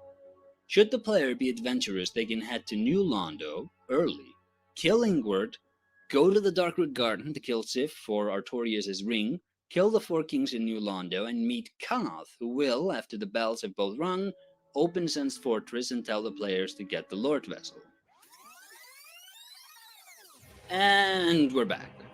So, Dark Souls does that awesome Silent Hill 2 thing, where it branches the narrative without strictly telling the player it's doing so. What was the point of that clip again? What I left unsaid is go around and do this thing. It's like, okay, what did we gain from that? And it Acer is being a real see you next Tuesday. Dark Souls gets more enjoyable as you travel the world. Well, I think the thing that he's kind of fundamentally missing is that you don't want to have to retread areas like that are not as useful to you, right? Like, I think this is one thing that where Dark Souls kind of strives to hit 2 things that it does well, but it doesn't do them consistently well. Like the exploration in the early half of the game is useful because most of the stuff in the early half of the game is stuff that you can get something out of, right? The enemies might drop some upgrades, they might drop things that you can use. They're all within a tighter level range, or not tighter level range, but they're in a series of locations and encounters that you can use to kind of stay invested where there's still an interesting difficulty, and you can loop around to where you need to go in the end, right? With the 4 corners, you're at the point where you can't loop around unless the developers are just going to stretch the content really thin, right? And like we were talking about earlier, is if we made connecting portions after each Lord Soul to get you to the next Lord Soul or to get you to the next pathway to the next Lord Soul, you're better off just going back the ways that already existed rather than creating a whole new way to keep going physically. Like it just saves the player's time, where instead of going from the 4 kings to the bed of chaos, instead of having an area connecting to the abyss where you have to physically run and then you show up at the very beginning of sort of like the demon ruins area with like or Lost Isleth and all that stuff, right? Like instead of connecting right where Quilag's passage is, and having just a long like physical hallway or whatever with maybe a couple enemies here and there, instead of doing that, you just warp from there to the bonfire where Quilag is, or Firelink, and then you go down, right? Like there are ways to make it where you don't have to fight the same enemies over again, right?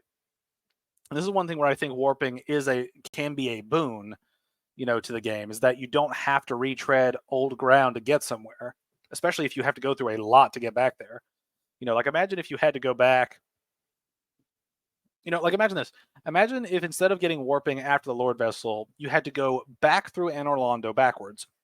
You had to go back through Sin's Fortress backwards, and then you had to walk all the way back to Firelink Shrine, and then you could go through the shortcut back down through Blighttown to Quelaag's Realm, and then go down to the Bed of Chaos. Like imagine if you had to do all of that shit instead of just warping back to Firelink and then going down, or warping back to Quelaag and then going down, right? Like that it simplifies the process so much without the player actually losing anything, because you're saving them time but keeping their progression going consistently, right? And that's the main thing that I think he's not really considering here, is just that progression is about consistent progression through events, right?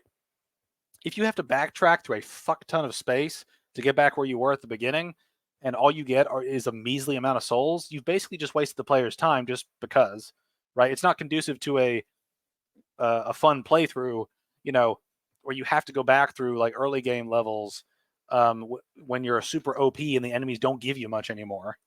I think I think he's missing the benefits of having the warping in the second half of this game.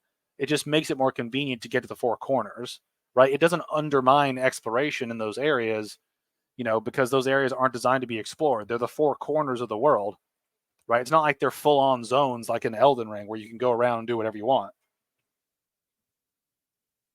It all hinges on the moment the player puts down the Lord Vessel. This is where having watched my Gwyn video will come in handy. These two serpents present the two opposing sides of the ideological debate underlying the game.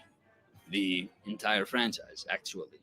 And if you think that the narrative goals in the world seem a bit artificial, know that it's like that by design.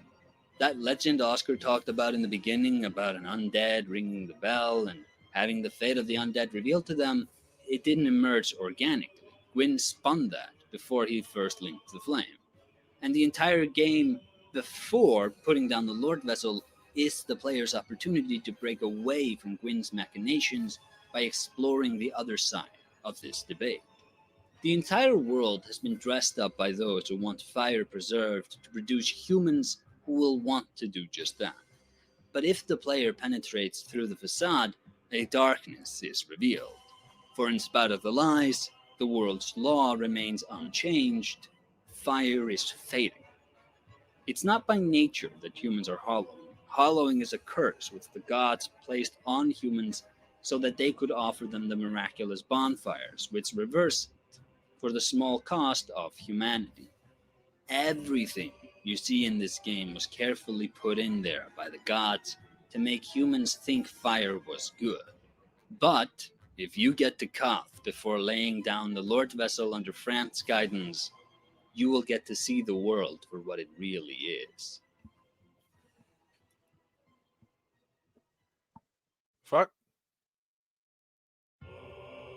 We are amidst strange beings. Why are we going to a story bit now? You already had your story point. Why didn't you do the story point in the story section? What the fuck?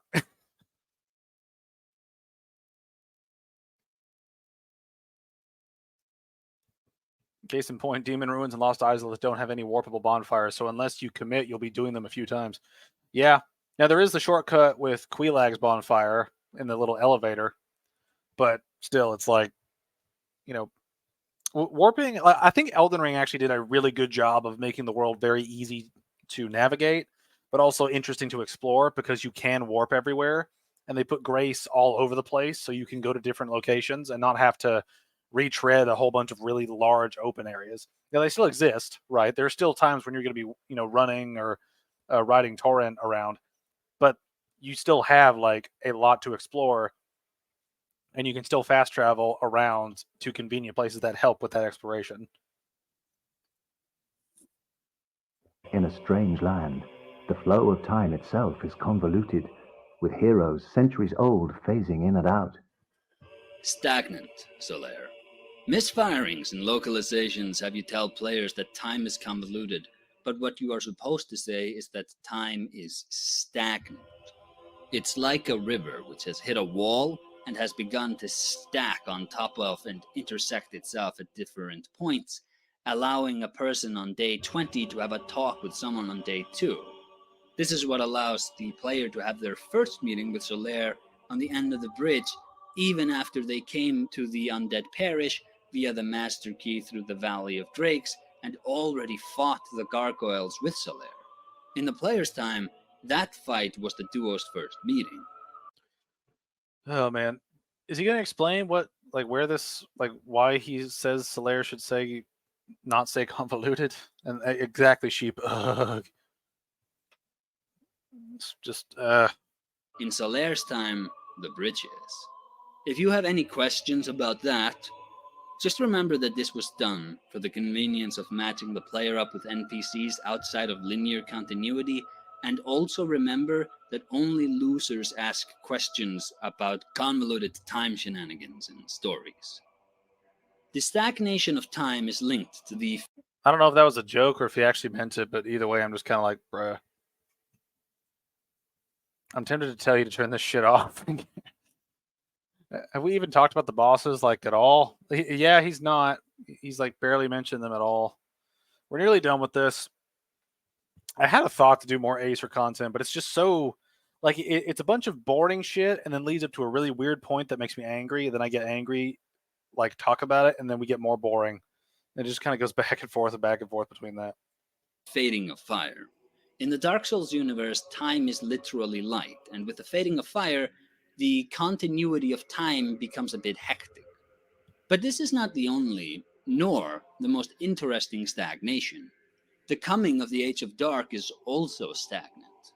Gwyn stagnated it by forcing a dependency on fire onto everyone else, and then set up a fire linking system where human beings would be run through a gauntlet for eternity to collect powerful souls, all the while being indoctrinated into the fire linking cult by Frant, and being made to stand the scrutiny of Gwyn's tribe in Anor Londo. They choose who gets the Lord Vessel. To the ultimate end of sacrificing themselves to prolong the Age of Fire. And the longer this system keeps going, the worse things are going to get. When I make my videos on Demon Souls, something which struck me about that game's story was that the horror predated the twisting of the natural world. King Allant awoke the Old One because he could no longer abide by the horrors of the rotten world. In the light of that, neither end can be thought of as the good one, seeing as horrors persist in both.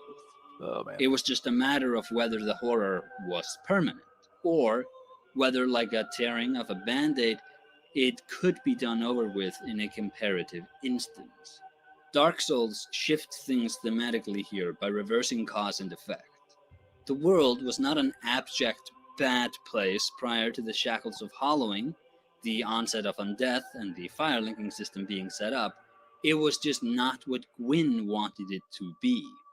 He wanted his Age of Fire to last forever, and his fear of man and the dark soul, and the fate which the world's law had in store for them, caused Gwyn to lash out and impose a fiction on the world. A fiction which is swallowed up by the majority of its inhabitants, and which perpetuates avoidable suffering for the sake of idolatry. For the sake of Gwyn's vanity, everything must suffer.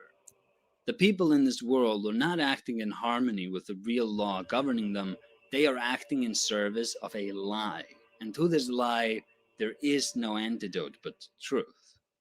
Those who try to live nobly, who try to project meaning to it all, will in the end always be depleted. Once the futility of grandeur and purpose sets in, once all will has been extinguished, a person becomes hollow. A recurring motif in From Software's games. This is one weird thing, right? All the stuff he just said is just that, hollowing is basically giving in to nihilism, like, pretty much. Like, hollowing is pretty much just giving in to nihilism and saying that nothing matters. We don't matter, nothing matters. It's all going to fall to pieces anyway. We're going to lose ourselves one day. It's just like, oh man, that's so depressing. It's like, fuck. Yeah. Vic's usually more of a listener. I've noticed. He tends to just kind of hang around. He likes listening. He's probably doing shit. I don't know. But yeah, I mean, the Dark Souls soundtrack's really good. I mean, I think all three soundtracks are actually pretty good. Just two's a little overstuffed with stuff that sounds the same. So, yeah, there's a lot of good music that comes from the Souls series. One dating back to Kingsfield 1, is the idea of flow. The idea is that the forces of good and evil mimic the flow of water. Good things sit high on top and act downwards like the flow of a river. This river, or good force, carries the filth in its way, and its continued flow makes it a hotspot for life and all the good things life has to offer. But the flow isn't permanent. Near the end of the river, waters get still, and all those evil forces carried by the flow will pool in the stagnant water. This is where they sink, and once they reach the bottom, things begin to rot. And like evil, rot spreads upwards again. In Demon Souls, this was most clearly seen in the Valley of Defilement. That place was where unwanted things were disposed. And making one's way to the heart of the valley, one will find Maiden Estrella, who is the most rotten thing there. Localization had many, me included, think she was a showcase of how demonhood doesn't actually denote evil, since she devoted herself to removing the suffering of the valley, but the real story is much more sinister. She wasn't curing anyone of their ailments, she was removing the souls of those in pain. The soul is the source of clarity in Demon Souls, so Estrella wasn't removing the pain, she was removing the capacity of those in pain to comprehend and internally articulate it.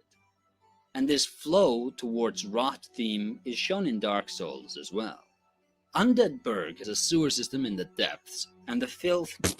What was that edit? Just, yeah, here's some Demon Souls clip. well. I'm going to show you like Undead 2 seconds Burg of is a this sewer climbing system ladder, in the depths, and then now we're and down. the filth Like, carried through there is quite literally dumped into Blighttown, which has become an embodiment of filth. The Gaping Dragon is an ancient and once noble creature which has devolved due to its environment. It's eaten filth to stay alive, and its obsession with life is now embodied in its overgrown mouth. The idea of stagnant water containing rot is also seen quite literally in New Londo. Most importantly, however, the rot theme is seen in the world. DS2. Oh, excuse me. DS2 is just a DS1 rehashing parts, reusing Ceaseless Discharge for the last giant, or Bell Gargoyles theme for the Belfry Gargoyles. Yeah, there's a lot of just like repeating stuff. There's a lot of lazy repeating stuff to make Dark Souls 2 bulkier in terms of content, which is a shame. Also, I'm just like floored at how long these last 2 sections are going, where it just sounds like he's talking about nothing for like so long. Moving 2 games ahead, the entire world has begun to sink into itself because of Gwyn's stagnating it, and the mark of the undead has appeared on the sky itself. All the little horrors which spring up in response to the stagnation in these games are the world's way of making themselves known through the rotted veil Gwyn has draped over it. Rot acts from below to oppose the light from above. It's a dark force after all, and notably, every great Souls boss is defeated after the player descends to meet them. I noted the 4 Kings of New Londo already, but the Bed of Chaos is also quite deep down, as is Nito, as is Seath, if you consider it from a certain perspective. Seath is first fought in a tower which might be the highest elevation in the entire game, but that fight is unwinnable. The chosen undead must descend into the crystal cave and shatter the crystal which makes him immortal. The Artorias of the Abyss expansion is another obvious example of this idea of descending to confront evil, with every bonfire being closer and closer to the origin of the Abyss. The first boss is against a miracle-imbued monster, an emissary of light before the descent, and the next is another one of Gwyn's agents, Artorias, except he's been corrupted by the Abyss. After putting him to rest, the player makes their way through Ulasil, which gets more and more corrupted and destroyed as the chosen undead nears Manus' grave. Anor Londo, the home of the gods, is a sunny place high above the world of humans, but actually it's bathed in a false light, and for the most part, the gods are not here. The only one present is fought in the lowest part of Anor Londo we can reach, though Gwyndolin is by no means the lord of the great souls. And Gwyn, the highest of the high, is actually fought in the deepest depth the game has to offer. I just want to mention that all this like lore stuff he's talking about is in the section called flow. like what is this? And the next, what the fuck? You didn't talk about him, bro. What are you doing? How are we at the DLC and suddenly talk about Anor Londo? It's just like, yeah. The pacing for this video is really odd. Gave us pain, and to be honest, the pain, while difficult, makes me want to endure the new games. Oh, man. I guess it's the thing where, like, the thrill of potentially finding something great at the end of whatever product we're given is probably the thing that keeps us going. And that might be part of the reason why I think a lot of people liked certain parts of games, even if they had, like, really bad build-up to begin with. He's a script writer like me. I wouldn't want to work for him. I wouldn't. I mean, he just needs to... I think he just needs someone to, like, proof watch them and be like, what's the point of putting this where this is? It's just like... I feel like the last, like, 2-3 minutes, I've just been sitting here just like my brain's just melting, just waiting on him to make, like, a point that we can talk about. The pain almost made me lose hope in humanity. It doesn't help that DS2 had so much content, so much. Yeah. I think Garrus could show this man the way.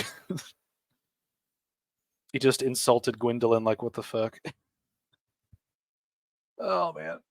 I want to get to this video so bad. The kiln of the first flame. Every great soul's boss, and Manus is in the deep. This Manus is a good boss, you fuck. might just be a nod to From Software's dungeon crawler origins. It might be nothing more than a coincidence spawned by the need to have long levels ahead of each boss. It might be nothing. But every one of the Lord Soul bosses spawns a bonfire when killed, and all except Seath and Gwyn are located in an area which physically cannot be exited except by warping from it. So, I wonder if the team sacrificed the interconnected world for the late game because they wanted to hammer home how each late game boss was a descent, how each one inhabited a deep. I might be stretching here, and I'll note that bosses like the Gaping Dragon, Moonlight Butterfly, and Sif, just to name a few, are also located in dead ends, but are usually fought prior to getting the war. But things like Blighttown and New Londo are so on the nose that the theme being resonant in other areas, in more subtle ways, seems not only feasible to me, but likely. Oh, man, I'm, like, falling asleep trying to listen to this. I'm so fucking bored with what he's talking about. Oh, man. Something better he could do is just separate these videos. It's more content. He could have gameplay videos not being covered by lore. I mean, just like... I feel like there's just so much fluff in his scripts where it sounds nice to hear but doesn't actually mean much. Your scripts are always on point. Any criticism I have is usually minor.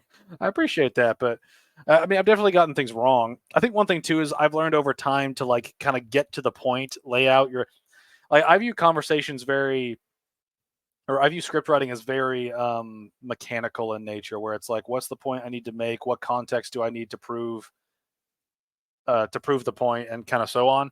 So I tend to approach things sort of like that. I'm ready for this video to be over. It's sort of like a brain rot. Like, he's talking about rot, and all I can think of is, like, my mind just slowly fading into black nothingness as I fall asleep in my chair here. It's just so, like, why is the section called flow? I don't get it. Things which long reside in stagnation rot, and in the heart of the rot in Lordran we find Gwyn's remains, the long, burning body of a god, which is the final trial the chosen undead must face before making Gwyn's orchestrations become a prophecy made true. After claiming the kiln, the player can do as Gwyn wanted and sacrifice themselves to keep it lit, and keep the stagnation going for longer. Or they can turn their back on the fire, reject the conditioning of Gwyn and the game, and embrace the truth that bonfires are bad. Reject fire and re-embrace the natural law.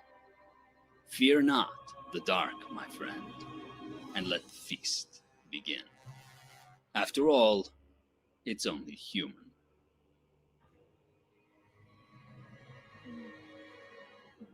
Oh my god. I'm still operating this channel on the bi-monthly release schedule, where every month I swap between making some videos. All right, don't care about the rest of this. I'm pausing this. I'm out. No. No. I'm so bored. I'm so fucking bored. Holy shit. Oh. No, we need to get you to react to Synthetic Man Elden Ring review. I need to remember that to link it. Yeah, I've heard of Synthetic Man having some interesting takes, so I'm curious. Do it cheap, any more Acer, and I might give up. You did not just end off with that line as if you didn't avoid talking about bosses and gameplay like your life depended on it. Oh. Oh. Why? Why?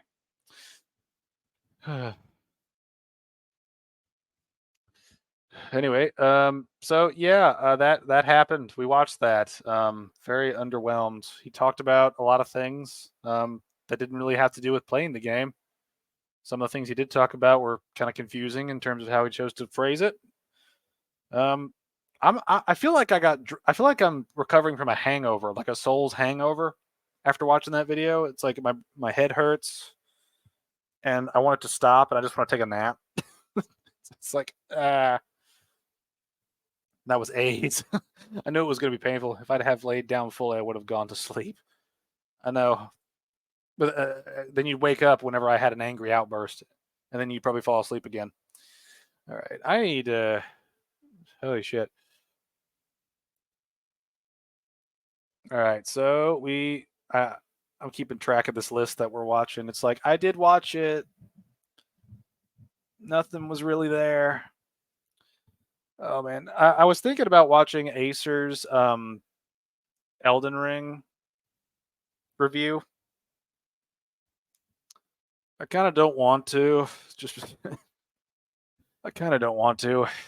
It's just I feel like it's going to be very slow, like we did before, and it's like, oh my god.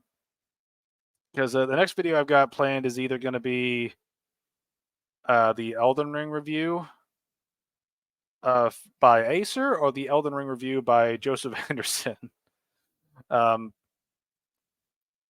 Which Acer's is 47 minutes and Joseph's is an hour and 40. I also have another smaller video that's not Souls related that I might want to talk about, so we'll see that. I don't know. I have to figure it out. If you choose to do another Acer video, please don't. God, don't do that. Okay, well, I'm just going to remove Acer stuff from the list just because that last video was... Oof. Like, Bloodborne was like an introduction to his content in a way, so I had never experienced him. After that, I had PTSD, and after this, I've got, like, PTSD. Like, I've got PTSD, post-traumatic stress disorder. Oh, anything but Acer, please. I'll unsubscribe. Well, that's good motivation for me to stop. Okay. All right. Well, I've taken him off the list. See. Would you want me to watch the Elden Ring review by Joseph Anderson? Yes or no? Because I kind of like, at least with Joseph's takes, they're like so weird that I can like talk, and it's not just a guy going, and the lore was Lori, and it filled my laurels with more. gushing lore. It's like I just want to talk about like the game and the mechanics, man, please. Yes, Joseph Anderson is just aggravating brain rot, not boring brain rot. All right. There's just that video is probably going to have to be broken up because Joseph's Elden Ring review is an hour and a half, right? That's going to take a long time to get through. I'll probably have to break it up, but we'll hopefully plan to do that next time. But yeah. Also, Sheep put a link to the synthetic man thingy that you mentioned. Once this video is up, don't put it in the chat because I think chat has kind of issues with links at times. But if you can comment on the video after the stream's over, that would be helpful. Just Anderson would be fun. But we'll see how that goes. Watch as he folds against Melania, proving that he wants difficulty but doesn't want difficulty. Yeah, I think he wants something that feels hard but isn't too hard, kind of like Dark Souls 2. But anyway, I got to end the stream. I have a life. I need to go live, as do you all. So, yeah, Sheep, just leave it in the comments. I'll add it to the list and we'll watch it. Depending on how long it is, we'll probably watch it one day soon. I want to react to some smaller videos as well. These like 40-minute to hour-long ones are just work. He has a life, but lost about 10 years of it. Yeah. Find a way to stream Elden Ring DLC. Let us enjoy your suffering live. That's the thing is, this streaming software, I like using it, but it doesn't stream games very well. Like, it shows my mouse cursor on the screen the whole time. And if you guys are okay with it, I would stream it, but I'm just not sure if I'd like that. So if you're okay with having a mouse cursor on the screen the whole time I'm playing a video game, then I will try streaming it.